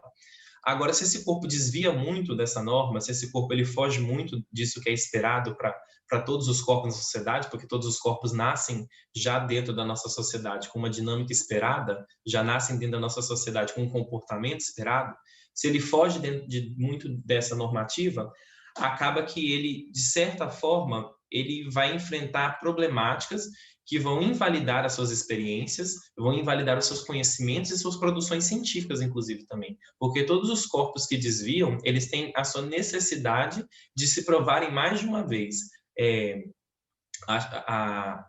Acho que foi o Gustavo que falou na fala dele que primeiro ele chegava no primeiro dia de aula, tinha que falar onde foi formado, qual a formação, de onde vem. E aí, quando o Gustavo falou isso, me lembra muito de um problema que eu acho que é para todo mundo que está dentro daquilo que foge da norma social. Porque mulheres têm que se ratificar os seus conhecimentos mais de uma vez, pessoas negras têm que ratificar o seu conhecimento todas as vezes, os corpos de orientações sexuais e identidade de gênero não esperados ou desviantes, eles têm que se ratificar a todo tempo, porque o seu conhecimento na nossa sociedade e a produção que você faz, seja você um cientista com nível de graduação ou você com pós-doutorado, ele, na mentalidade e no imaginário social, ele está vinculado ao corpo que você ocupa. E aí, se você ocupa um corpo que não é um corpo de privilégio da sociedade, o seu conhecimento ele é colocado em dúvida. E muitas das vezes você tem que ficar se provando a todo tempo. Então, eu acho que essa sequência de fatos e acontecimentos que vão acontecendo de maneira muitas das vezes muito velada, muito calada, muito silenciada para as pessoas que estão participando, né? Ou seja, aquelas que não estão sendo alvo do preconceito, mas que participam daquele grupo de pessoas, ele parece muito despercebido. Mas o corpo que está dentro dessa questão, o corpo que ele está enfrentando esse problema, ele percebe muito claramente. Eu acho que esse é um grande problema que a gente tem, porque eu lembro muito bem que uma vez conversando com uma outra colega, que eu acho que ela é da UFRJ, que ela é trans, ela falou que o grande problema dela é que ninguém falava, que não era, ninguém chegava para dizer, você não deveria estar aqui. Mas os olhares que ela recebia, que ela percebia muito bem, diziam isso para ela muito claramente. Então, são sequências veladas de acontecimentos que não verbalizam o fato, mas que, de certa forma, outorgam sobre aquele corpo o constrangimento no sentido de ser lembrado, mais uma vez, que naturalmente, de maneira como a sociedade esperava, você não deveria estar aqui. Esse não é o espaço que naturalmente você deveria ocupar. Eu acho que é imprescindível que, a gente falando aqui, então, do Congresso Brasileiro de Escolas Médicas, né? Educação médica, perdão, que a gente lembre desse fato, porque quando a gente fala em educação médica, a gente precisa pensar não só na educação enquanto conteúdo, do que vai dentro do Harrison, do que vai dentro do Guyton, do que está lá desenhado no Netter, mas também lembrar dos fatos que são fora, né, que estão fora desses livros, mas que de maneira muito forte eles acabam perpetrando dentro do educador e também do educado comportamentos que vão ser verbalizados ou que vão ser colocados de maneira de comportamental dentro das consultas e dentro dos atendimentos ou dentro de qualquer outro contato que há entre o paciente e o médico. E isso é uma questão muito grande que a gente tem, porque às vezes ela é imperceptível e ela não gera um problema só para o educado, ou seja, para o médico que vai sair daquela universidade, mas ela gera todo um problema, pensando na dinâmica do SUS, para o SUS como um todo, porque você vai ter pessoas, pacientes, que vão se negar a procurar espaços de saúde que são de direito deles, pensando, visto que o SUS ele é universal e equânime, mas que é um espaço dessas pessoas, elas não vão procurar justamente por entender que naqueles espaços não há ninguém, não há um corpo que possa entender e compreender a sua estrutura e formação social, como um corpo que possa ser atendido de uma maneira humanizada, e não só como um corpo que se apresenta com alguma falta, com alguma patologia naquele momento. Eu acho que humanizar gera esse efeito, inclusive, da gente, que a gente sempre fala de deixar de ver o ser, o sujeito, como um portador de uma síndrome, o portador de uma doença, de uma patologia, de uma infecção, mas ver ele como um corpo completo naquela estrutura que se apresenta e que tem demandas que vão para além do que se apresenta naquele momento como a queixa principal que a gente vai colocar dentro do prontuário do paciente. Essa formação como um todo, eu acho que é de muito ganho, porque eu acho que ela abre expoentes para a gente pensar em outros espaços e pensar em lutas conjuntas, não só frente ao COBEM, mas a outras entidades, a própria DENEM, inclusive, para a gente repensar os nossos currículos e como que a gente enxerga o currículo nas escolas médicas, para que a gente deixe de ter esses anexos da população negra, para a gente deixar de ter o anexo da população homossexual, deixar ter o anexo da população trans, deixar ter o anexo da saúde da mulher, para a gente pensar numa saúde como um todo, não visualizando o corpo como portador de uma caixinha, como formado naquela conformação que a gente está estudando, mas pensar nele também como um outro corpo que a gente visualiza quando está fazendo um atendimento de uma pessoa socialmente entendida como dotada de todos os privilégios que a gente encontra. A gente, quando não estou falando que não sejam necessárias as pautas, por exemplo, que a gente tem dentro de saúde da mulher, que é muito importante, mas quando você atende um homem lembrando que ele é um homem, mas em toda a sua estrutura, né? Você vai lembrar, obviamente, que ele possui, pensando num homem cis, vai possuir um pênis, uma próstata e toda a questão que vem dentro da conformação de um homem, enquanto formação fisiológica, mas também na sua estrutura social e entendendo ele como um todo, para que a gente não pense, quando atendendo uma mulher, somente na vagina e no ovário. Eu acho que é muito importante a gente ter essa visualização muito clara entre quando a gente está pensando no ser humano como uma caixa e enquanto a gente está pensando nele como um ser humano humanizado em toda a sua estrutura. Eu acredito que eu devo ter abordado tudo que eu fui pensando durante toda a formação. Eu também agora me encontro disponível às perguntas. Não sei quanto tempo passou, acho que eu devo ter falado rápido demais. Eu aceito que eu estou um pouco nervoso perante os currículos do Gustavo e da Jane, ainda não entendendo como eu vim parar aqui, mas é um pouco disso também. E, Andréia, parabéns pela sua mediação também formidável. Eu acho que vai ficar devendo esse abraço entre nós quatro em algum momento. E espero que no ano que vem isso possa estar acontecendo de uma maneira presencial, que pelo menos eu agarrar a mão de alguém, vai dar tudo certo no final. Muito obrigada, Felipe. Que belezura, né? Como diz a Denise, que belezura. Muita emoção, viu? Como não bastasse, né? A gente já está aqui todo mundo emocionado. Gente, o chat está lindo, viu? Já levantaram algumas questões que eu vou trazer daqui a pouquinho.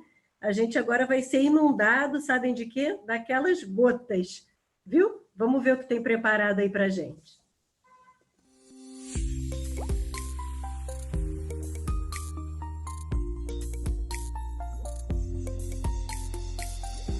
(2020, 27) De ir tão longe, o que me pede pra te ver. Ainda não sei o que sinto, mas dessa vez não me precipito. Somos de alma e corpo parecidos e insisto. Como alcance em mim o escondido, te explico que algo em ti é genuíno. Te elogio, diz não ser compatível, mas recíproco. E mesmo que cedo, de véu eu te vejo. Não creio. Será sabotagem ou mesmo verdadeiro? Transbordo a cada passo nosso.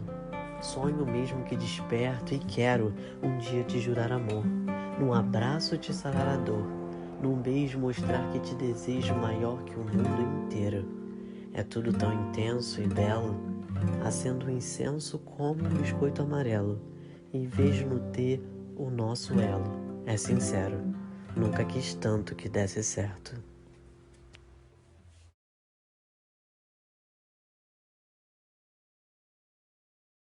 Viu? Essa foi para a gente. 2020, 27. Gente, que alegria. Tá aqui, a gente tem assim 40 minutos para trazer algumas questões ainda. As pessoas, Felipe, estão batendo palmas para você no chat, dizendo que você está voando alto com as suas asas, viu? Então, vários elogios. Depois vocês vão ler tudo com calma. Eu queria inicialmente trazer duas questões para a Jeane. E uma até a Brenda Vieira colocou no chat, eu vou aproveitar o que a Brenda colocou para emendar uma pergunta. Mas antes da pergunta da Brenda, eu vou fazer um comentário com a Jeane. Jeane, eu acho que o preconceito na escola médica também está relacionado às dificuldades que a gente tem do trabalho multiprofissional. Você sabe que no meu setor, a gente brigou muito tempo para deixar de chamar a visita médica para visita multiprofissional, sabe? E como você é psicóloga, eu vou aproveitar isso para você falar um pouco para a gente do preconceito na equipe multiprofissional, né? O impacto do preconceito para que as equipes se solidifiquem e trabalhem como devem trabalhar. Porque eu acho o trabalho multiprofissional importantíssimo no ensino, né? Ninguém faz medicina sozinho, de forma alguma. E os médicos acham que ensinam sozinhos medicina. Então, queria, por favor. E a segunda questão, já vou emendar para ganhar tempo. A Brenda ela trouxe uma questão importante, eu já ia falar aqui de um aspecto em comum que a gente tem, que é o cuidado com as pessoas com doença falciforme, né? Eu pude partilhar um pouco com a Jeane, antes da mesa, a gente vivencia isso, eu no Rio de Janeiro e ela na Bahia, são os dois estados brasileiros com a maior prevalência de pessoas com doença falciforme. E isso segue o caminho da escravidão no Brasil. Então, aproveitando essa questão, que eu queria que você falasse que uma coordenadora nossa nacional, a Joyce, diz que a pessoa com doença falciforme carrega vários estigmas e ela, abre aspas, ela fala, né, o preto, pobre, de olho amarelo, fecha aspas. Eu sempre digo que eu acrescentaria mais umas 10 palavras a esse estigma, com a evolução da doença. E aí eu queria falar, e aí eu vou aproveitar a pergunta da Brenda agora. A Brenda colocou assim: vocês já observaram algum preconceito de docente, discente, equipe, com algum paciente? Como agir, principalmente se for o seu professor? E vocês sabem que no cuidado da pessoa com doença falciforme, eu tenho visto uma mudança completa na forma de atendimento com as cotas na UERJ e muitos alunos negros que passam a atender esses pacientes. Então, eles sentem os problemas desses pacientes de forma diferente. E como isso está mudando a nossa forma de ensinar, viu? E aí eu queria, Jeane, que você falasse essas duas coisas para depois eu conversar outras coisas com o Gustavo e com o Felipe. Bom, em relação a essa questão do trabalho multiprofissional, né, da construção desse conhecimento interdisciplinar, a gente vai ter que superar questões relacionadas à própria construção do conhecimento, os métodos que nós adotamos para construir um conhecimento que é dito como válido, na sociedade. Então, a gente precisa mudar a própria forma como o conhecimento é produzido na academia. E quando você fala assim, olha, com essas pessoas que entraram, com os cotistas, a gente está mudando tudo. E eu sempre digo, a melhor coisa que aconteceu nas universidades foi a entrada de gente, de povo, de pessoas brilhantes, criativas, inteligentes, com experiência de vida diferente, sabe? Eu acho que a gente trouxe para... Eu não fui cotista, mas fui uma mulher negra no tempo que não tinha gente preta ensinando nem estudando. Então, eu acho que a gente traz para a universidade vida, né? A gente desloca o conhecimento eurocêntrico e estadunidense para um lugar que fala sobre nós. E isso é muito bom. E aí, o trabalho multiprofissional, ele precisa ser revisto desde a construção do conhecimento, né? Para que médicos aceitem, não só aceitem, mas se disponibilizem internamente para a produção do conhecimento, a formação deve mostrar aos médicos que eles não são os produtores únicos de conhecimento válido. Por quê? Essa postura impositiva, ela é aprendida geração após geração com outros médicos, né? A gente só rompe esse legado da medicina se a gente fizer uma ruptura na formação.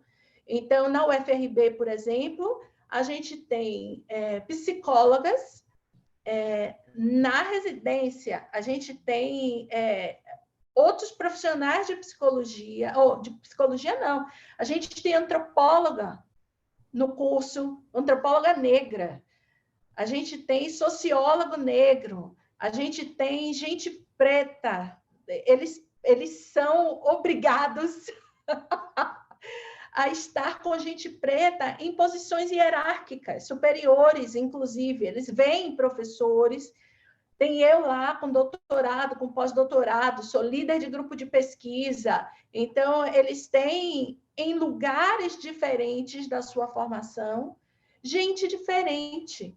Eles vão para o campo, e aí o campo mesmo, trabalhar com a população do campo, né?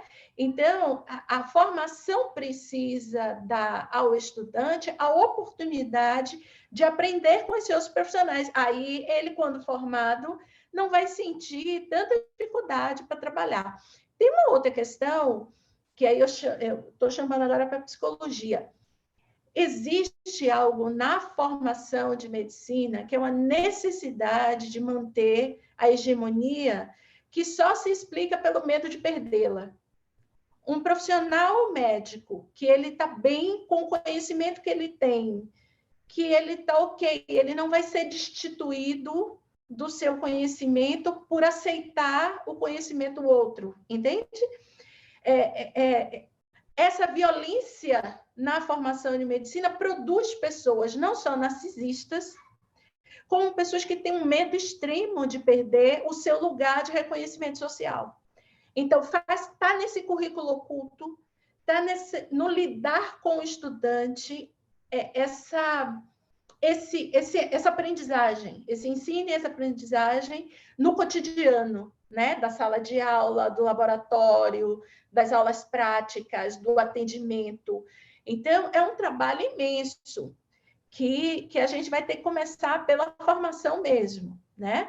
Porque aí você vai para o SUS, você não consegue fazer nada. Você quer reproduzir essa mesma lógica que é manicomial, por exemplo. Porque o manicômio não eu estou falando da saúde mental, o manicômio não é um prédio. A gente pode destruir todos os prédios, os hospícios, mas existe uma forma de pensar que é manicomial, do encarceramento, de subjugar o outro, de conter quimicamente, de conter fisicamente. Então, é algo que a gente vai precisar rever na experiência docente, inclusive. E aí, com a população com doença falciforme, a gente tem todo tipo de dificuldade para trabalhar, né?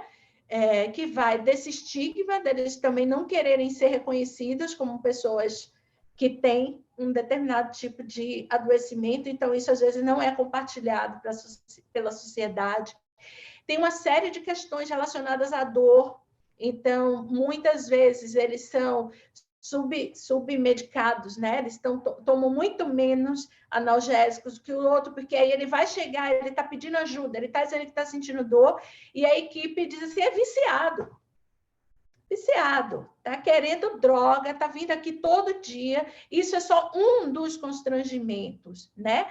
A gente vai ter não apenas a dor, mas a vergonha, né? Um ato sexual extremamente doloroso, por exemplo, com mulheres que têm, né, doença falciforme, também elas falam isso, da dor intensa e que elas precisam suprir a necessidade do parceiro. Então, o que a gente está falando? Do interseccionalidade, é uma mulher negra, pobre, né? Principalmente um grupo com que eu trabalho, é um grupo pobre para o interior da Bahia.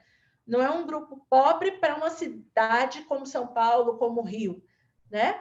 É um pessoal pobre, descendente direto de africanos escravizados, destituídos da sua história, da sua identidade racial, e que vão penando no sistema de saúde, procurando ajuda e passando por uma sequência de constrangimentos, né?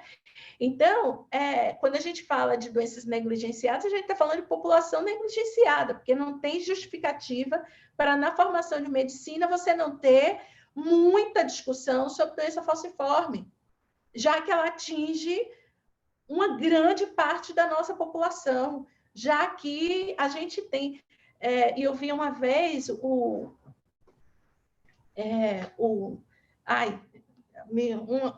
fala, agora o Altair falando, eu esqueci a fala, e ele trabalha muito com a população com doença falciforme há muito tempo, e ele falando assim, toda a hematologia, todas as pesquisas genéticas são devedoras dessa população que tem doença falciforme, porque os usam, mas não produzem um conhecimento que vai trazer saúde e bem-estar para essa população, né? Então, tem uma série de questões que a gente vai precisar pensar, mas a doença falciforme, tem um livro da Susan Sontag, que ela fala sobre as doenças metáfora, né? Então, tem a tuberculose como uma doença metáfora desse paciente que essa jovem apaixonada a uma romantização. Você tem a doença metáfora, o câncer. Então, o câncer, ele é próprio de pessoas que são construções sociais, né? Que guardam rancor ou que têm determinadas características psicológicas. A doença falciforme é uma doença metáfora da escravização, né? Do escravo, do escravizado, dessa pessoa que deveria já ter sido destruída e a gente já deveria ter uma sociedade completamente branca, né? O alvo da República, quando ela começa, é o embranquecimento da sociedade. Não à toa são importados, né, em número expressivo, imigrantes europeus, e uma das funções, e a função principal, na verdade, era o branqueamento da população, né? Porque uma vez branqueada, a gente não ia ter mais esse tipo de doença. Uma vez a população branqueada, a gente não ia ter mais violência, ladrão. Uma vez branqueada, a gente ia ter uma ciência que ia se desenvolver muito mais. A medicina branqueada, ela é uma medicina melhor que todas as outras de todos os países, se tivermos só médicos brancos, né? Tudo isso é racismo científico. Então, quando a gente fala das agruras de trabalhar com a população com doença falciforme, a gente está falando de um enfrentamento diário do racismo, né? Que é reproduzido pela indústria farmacêutica, na formação dos médicos, no sistema de saúde, no SUS. Então, a gente tem uma política nacional de saúde integral da população negra que está aí dada há vários anos e que os profissionais de saúde se recusam a colocar em prática. Não é mais um desconhecimento, é uma recusa. A subnotificação de raça-cor é um instrumento poderoso de manutenção do racismo institucional no SUS, por exemplo.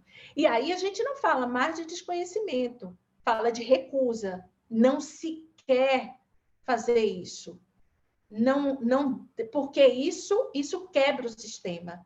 Imagine se nós tivéssemos toda a notificação de raça cor de todas as pessoas que morreram de Covid nessa pandemia. O que o movimento negro poderia fazer com essa informação? Né?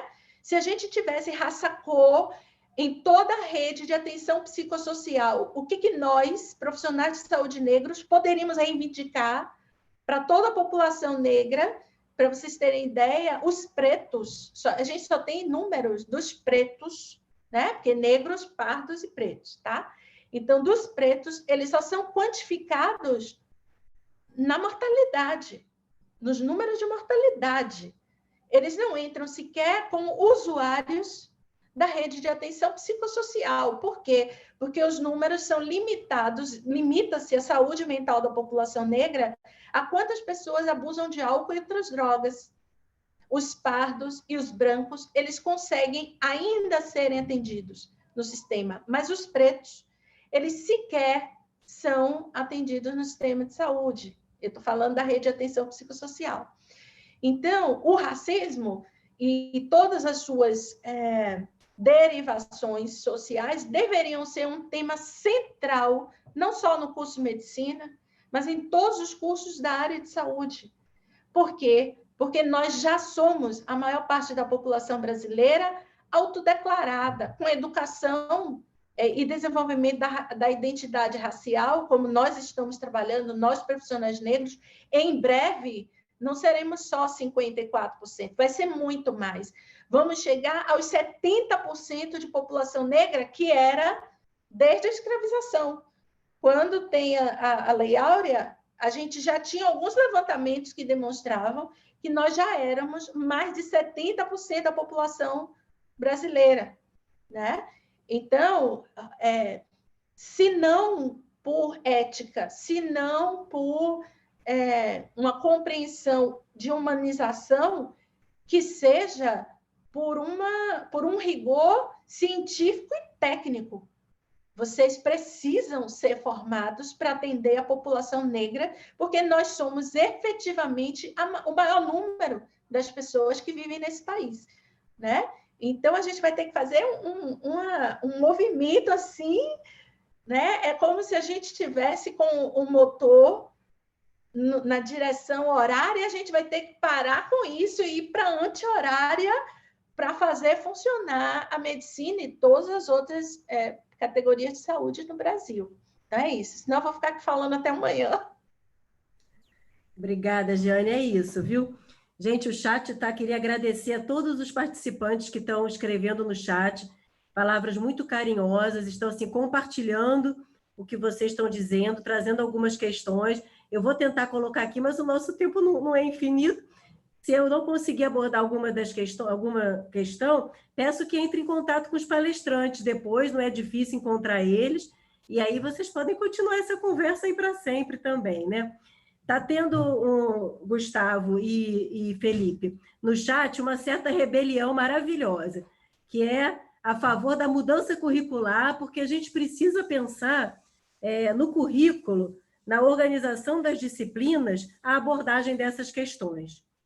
Então, vou trazer alguns exemplos aqui, a Luciana, a Ieda, a Luísa, a Ana Cláudia, trazendo como é importante repensar as disciplinas, não só as optativas, mas também as obrigatórias na educação médica, trazendo de forma transversal essas discussões no currículo.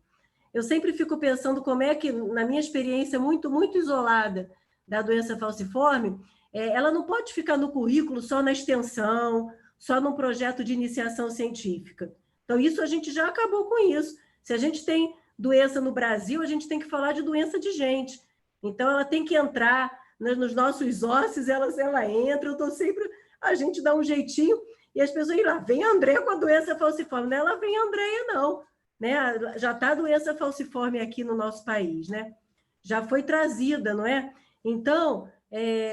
eu acho que não pode ser só na extensão, nessa forma meio que paralela. Então, a gente precisa trazer isso para as aulas regulares, para os nossos casos clínicos, para a nossa discussão. Então, não só essa questão, como todas essas relacionadas ao preconceito. O Gustavo podia falar um pouquinho disso. Eu já tenho uma questão especial para o Felipe daqui a pouco também. Bom, André, eu acho fundamental a gente discutir essas questões curriculares para que a gente promova mudanças nos processos de ensino e aprendizagem. Acho que Jeane, ela traz muito bem todas essas perspectivas que perpassam tanto o ensino quanto o cuidado. E é importante olhar para o currículo pensando qual perspectiva pedagógica nós queremos.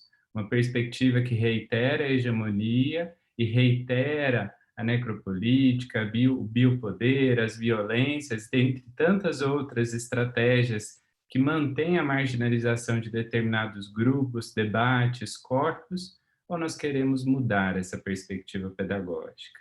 Então, essa é uma discussão política importante que nós precisamos travar mesmo nos espaços que nós estamos. E é interessante porque na mesa anterior, que discutiu necropolítica, uma das questões fundamentais para entender o processo, que a professora abordou muito bem, foi pensar essa perspectiva com o perfil do profissional que nós queremos. Então, quando nós pensamos que o nosso profissional ele vai atender às reais demandas das populações, nós precisamos entender o que são essas reais demandas, para que dessa forma a gente possa estruturar os currículos. Eu entendo que as mudanças elas ocorrem gradualmente, né?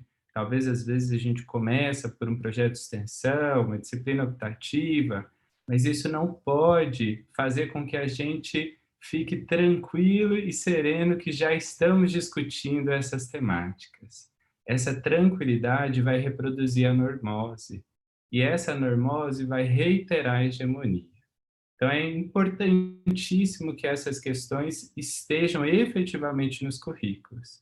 Como em alguns debates que a gente já teve aqui na universidade, abre parênteses, quando nós implementamos a disciplina aqui em Uberlândia, nós tivemos um abaixo-assinado para suspensão da disciplina, porque isso não era importante para a prática médica.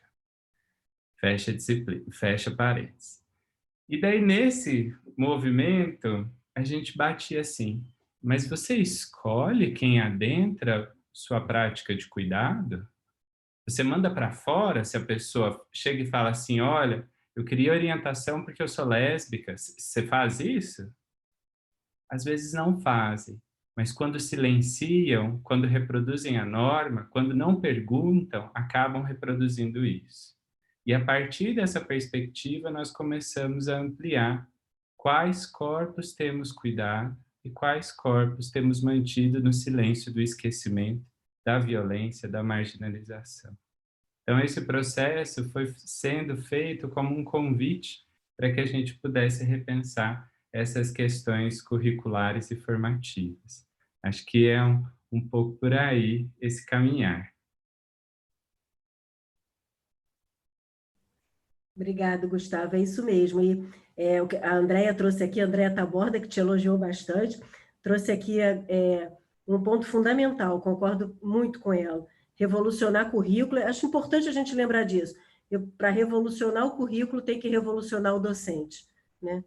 Não adianta ter um currículo maravilhoso com os docentes, né? Eu digo que a gente, às vezes, tem uma escola do século XIX, com currículo dos alunos do século XXI, e os docentes ficam sem saber para onde vai e vão lá para o século XIX, ao invés de vir para o XXI. Então, é lá que o currículo fica, enfim. Então, isso mesmo, Gustavo. Continuemos na nossa revolução. Posso só comentar uma coisinha? É fundamental essa questão de pensar a mudança do corpo docente, né? Porque se a gente não muda, as coisas vão se reproduzir. E daí uma frase que eu sempre me vem à mente, da queridíssima Denise Erdi, que uma andorinha sozinha não faz verão. Então a gente precisa encontrar, existem outras andorinhas. Talvez elas não estejam tão claras do que elas querem, mas sensibilizadas elas podem ser. Então fazer isso pode proporcionar essa revolução curricular, que eu tô aí, vamos tá junto nessa revolução. É isso mesmo, total consonância com o que a gente está conversando no chat, que eu já botei lá um ninguém solta a mão de ninguém. Vou deixar falar, Jane, já vou. E uma coisa importante que também foi colocada e que eu concordo, que é preciso denunciar o professor preconceituoso. E aí a denúncia, ela pode ser feita pelos coletivos e não de forma individual. E a gente juntos denunciando. E eu, às vezes, tem casos que eu falo assim, vai lá que eu vou junto também. Mas vai, professora, mas é claro. E a gente vai aumentando esse grupo, essa bola de neve ela vai crescendo. Então, não pode ficar calado. Vou deixar a Jeane falar sobre isso e a gente volta com... Pronto. É isso da denúncia coletiva, nunca se colocar na linha de fogo individualmente, né? Os professores que são antirracistas, que são contrários ao patriarcado, à LGBTQI-fobia, tem que dar cara mesmo, tem que participar. E uma coisa que eu sempre falo para os discentes é o seguinte, eu não quero eles só terminando a graduação, eu quero que eles passem para a pós-graduação, porque eu quero eles nas reitorias. E eu não quero meus discentes negros apenas na PROPAI, apenas na Pró-Reitoria de Assuntos Estudantis. Eu quero que eles estejam na Pró-Reitoria de Graduação. Eu quero que eles estejam à frente das fundações que dão dinheiro para a pesquisa. Eu quero que eles estejam à frente da reitoria, né? Então, quando eu estou ensinando, eu digo a eles, a graduação é o primeiro passo. Se você quiser realmente continuar, conte comigo. E aí eu trabalho junto com eles. Eu acho que a gente que quer mudança precisa fortalecer os estudantes de tal maneira para que eles sejam os próximos professores, para que eles sejam os próximos que vão formar um novo currículo, né? Então, muitas vezes a experiência de sofrimento psíquico é tão grande que eles não querem voltar para as universidades. Eu levei 17 anos para voltar para o meu campus na UFBA.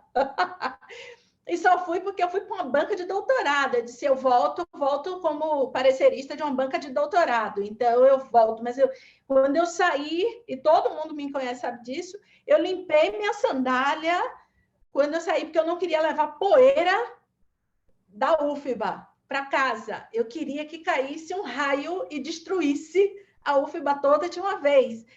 Mas estou lá hoje contribuindo para aquilo. Não estou na UFBA como professora, mas estou sempre presente porque entendo hoje que o meu lugar é de apoio aos docentes e aos discentes que querem mudar a produção do conhecimento. Então, a gente que já entendeu isso precisa estar junto com os estudantes, precisa formar pessoas. O nosso ofício não é fazer artigo. O ofício de professor não é produção de artigo, o ofício de professor é formação de gente. Nós nos tornamos docentes para formar gente, para mudar a sociedade para uma coisa melhor. Então, é isso. Senão, eu não paro. Vai. Obrigada, Jeane. Lindo, lindo, lindo. Todos emocionados. Felipe, eu queria te convidar a falar, se você quiser, sobre o que a gente já conversou aqui. Imagino que você queira também trazer a sua opinião e trazer uma especialzinha para você também, a partir do que os nossos colegas colocaram no chat, né? Que tem alunos que reclamam muito do excesso de carga horária, mas que, se perguntados quais matérias eles querem, quais disciplinas eles querem que tire, eles geralmente vão dizer que o que está perturbando o currículo são disciplinas que abordam essas temáticas que a gente está falando. Então, é o excesso, nunca é a farmacologia, sei lá o quê, né? Mas são essas disciplinas aí que só servem para encher o currículo. Então, eu queria que você dissesse se você tem essa vivência, dessa coisa dos colegas, né? E se você quiser trazer a sua contribuição com o que a gente já conversou aqui até agora. Tá, vamos lá. Primeiramente, eu queria, em algum momento da minha vida, conseguir alcançar o nível de calma e fala do Gustavo. Ia ser uma coisa, assim, fenomenal. Ele roda num nível, assim, eu acho que não é nem 110. É muito bom. Agora, sobre a questão da carga horária, eu acho que vai muito em encontro do que eu falei, eu acho que um pouco do que a Jeane já falou, porque é a questão da identificação, né? Você só identifica que um conteúdo ele é importante e inerente à sua formação a partir do momento que você consegue se identificar com o que aquele conteúdo aborda. Eu acho que para uma população não negra é fácil dizer que tipo um conteúdo que abordasse sobre a saúde da população negra que ele soa desinteressante ou que ele acaba ocupando muito espaço do currículo, e assim a gente faz os afins da questão de matérias ou disciplinas que consigam abordar a questão de orientação sexual, identidade de gênero, as questões de gênero na relação binária homem-mulher também na sociedade.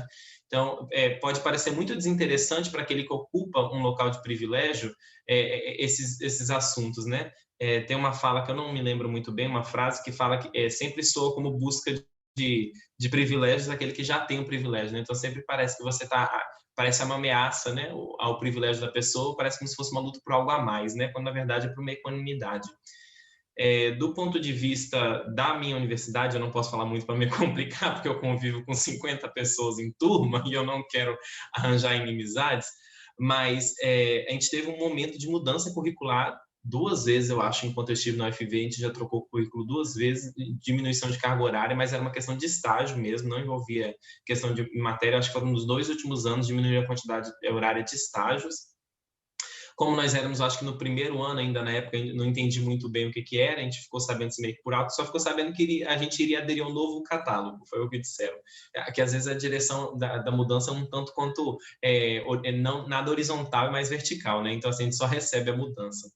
Mas a UFV, ela aborda muito, até onde eu experimentei até hoje, muito poucamente esses assuntos que a gente está tratando aqui hoje, essas tratativas de corpos não normativos. É um assunto mais falado, eu penso que por ligas e por grupos que se interessam por esse assunto, pessoas que tomam à frente em estabelecer esse tipo de assunto, seminários, simpósios, semana acadêmica, mas no currículo em si, eu acredito que, como todas as outras universidades médicas e escolas médicas desse país, a gente tem essa dificuldade, ela deve ser padrão, senão não seria uma reclamação que a gente está trazendo aqui de uma forma. A gente tem a Giane lá da Bahia, tem o Gustavo que veio lá do sul do país, ou seja, são locais tão distintos e todo mundo trazendo a mesma reclamação, você aí no Rio de Janeiro também, André. Então, acho que o fato da gente perceber que a reclamação vem de todos os lados demonstra que é uma coisa sistêmica, né? A gente tem um problema sistêmico da formação do nosso currículo. Sobre o assunto que disseram de como a relação de inovar os nossos profissionais, a gente sabe que na medicina o nosso grande problema é que geralmente a gente tem pessoas que nunca pensaram na licenciatura, né, quando fizeram suas graduações, e que em algum momento da vida se deparam com se tornarem médicos, né? São poucos os que decidem ativamente escolher por se tornar professores de escolas médicas, fazem isso desde seu início de caminhada. A gente tem alguns casos, e antigamente a maioria era quando chegava ao fim da carreira, não conseguia mais exercer de forma clínica a profissão, acabam optando por se tornarem professores de escolas médicas.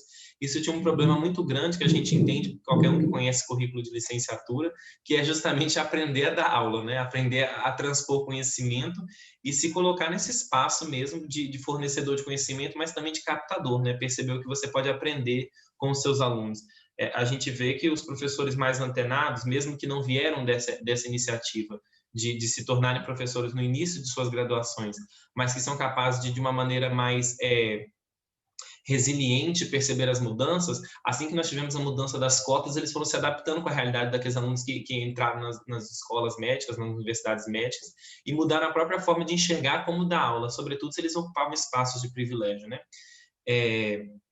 Então, eu acho que tem que ser feito, acho que o que a Giane já reiterou, o que o próprio Gustavo já disse, você também, que quando houverem reclamações que sejam feitas, que a gente não fique, usar o termo atual da internet, passando pano para professor que não respeita as identidades e generalidades, necessidades, tanto dos pacientes, como já houveram casos na UFV, que a gente já presenciou de professores que não souberam respeitar a integridade dos pacientes, enfim, casos diversos que eu nem entrarei, porque levariam muito tempo e são coisas assim absurdas que a gente já ouviu, já presenciou, mas que eu acho que, enquanto coletivo, o nosso centro acadêmico tomou a posição acertada, os alunos, de uma maneira generalizada, enquanto centro acadêmico, se posicionaram e fizeram o que era necessário naquele momento para a gente impedir que o absurdo se prolongasse, uma vez que não dava para impedir que ele acontecesse, visto que já havia acontecido.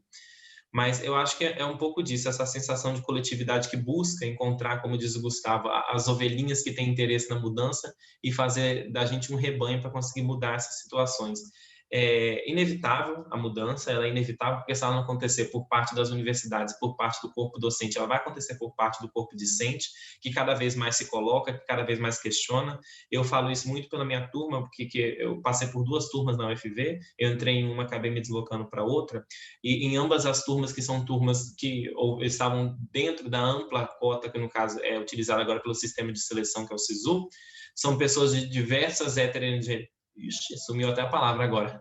De diversas classes étnicas, são pessoas de diversas classes econômicas, com diversas sexualidades, identidades de gênero também. E eu acho que esses espaços eles vão acabar acontecendo por imposição, se o sistema se reduzir a negar, simplesmente. Se o sistema se reduzir a não aceitar esses espaços que são necessários, essas mudanças que hão de vir, né? A gente espera que quanto mais breve, melhor, para que hajam mais formações dentro de um sistema mais justo e mais visionário enquanto todo ser humano enquanto humano, mas ele vai vir inevitavelmente, porque é como a gente sempre diz, né?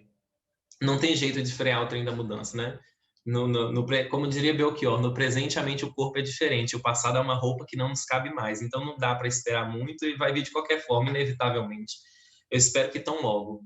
Mas são mudanças que, inclusive, mostram porque a lei de cotas foi tão importante, né, dentro das nossas universidades federais.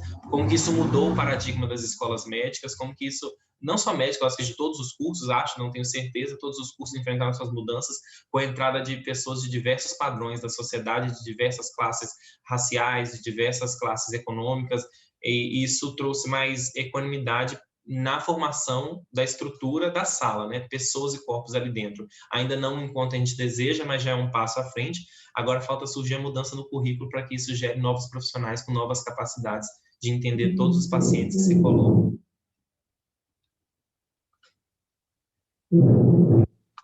Obrigada, Felipe.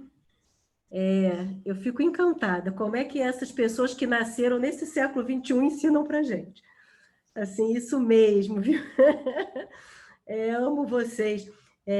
Isso mesmo, e que a gente, como eu aprendo de coração, como eu sou modificada com cada fala, com cada sorriso, com cada olhar, com cada gesto, é isso mesmo. Algumas pessoas no chat, como o Pablo e a Tatiane, trouxeram assim, como é importante voltar à formação médica para cuidar da saúde da coletividade, para cuidar da diversidade, né? E isso não pode ficar só no discurso teórico. Então, eu acho que o objetivo dessa mesa, que, na minha opinião, foi muito bem cumprido em vários aspectos, né, trazendo várias questões diferentes, mas a questão principal é viver na diversidade, que maravilha!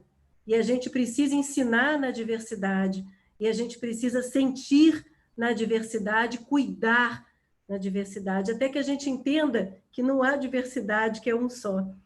Então, acho que esse é o caminho que a gente vem aprendendo e a gente vem tentando ensinar, né? Eu acho que com os alunos, a gente às vezes falando num grupo pequeno de doença falciforme, às vezes eles falam, eu estou falando, e aí eu começo a chorar dando aula. E aí eu sei qual é o grupo de alunos que vai chorar também, qual que não vai. Aquele que está aberto, né, a aprender com a emoção, aquele que está aberto à mudança. E no final estão todos chorando, vêm me abraçar, assim, um abraço outro. E aí, às vezes, a partir daquele momento, algum estudante negro, e já vivi isso algumas vezes, trazem uma questão que ficou guardada há muito tempo e que ele nunca teve a oportunidade de trazer na sua formação, sabe? Então, eu acho que a gente tem que ir abrindo esse espaço continuamente no currículo oficial, nas mesas, nas discussões, nos estudos, nas pesquisas, com seriedade, né, com respeito, e sempre aberto a aprender com todos, com todos. Gente, muito obrigada a todos que ficaram conosco no sábado à noite, né? Estão aqui pleno sábado, estão aqui conosco, prestigiando e aprendendo e contribuindo. Quero que todos vocês vejam depois o chat na gravação, viu? Aí vocês vão poder responder também as pessoas e o que eu não pude trazer aqui, tá bom? Felipe, muito prazer. Jeane, Gustavo, sigamos firmes. Muito obrigada, gente.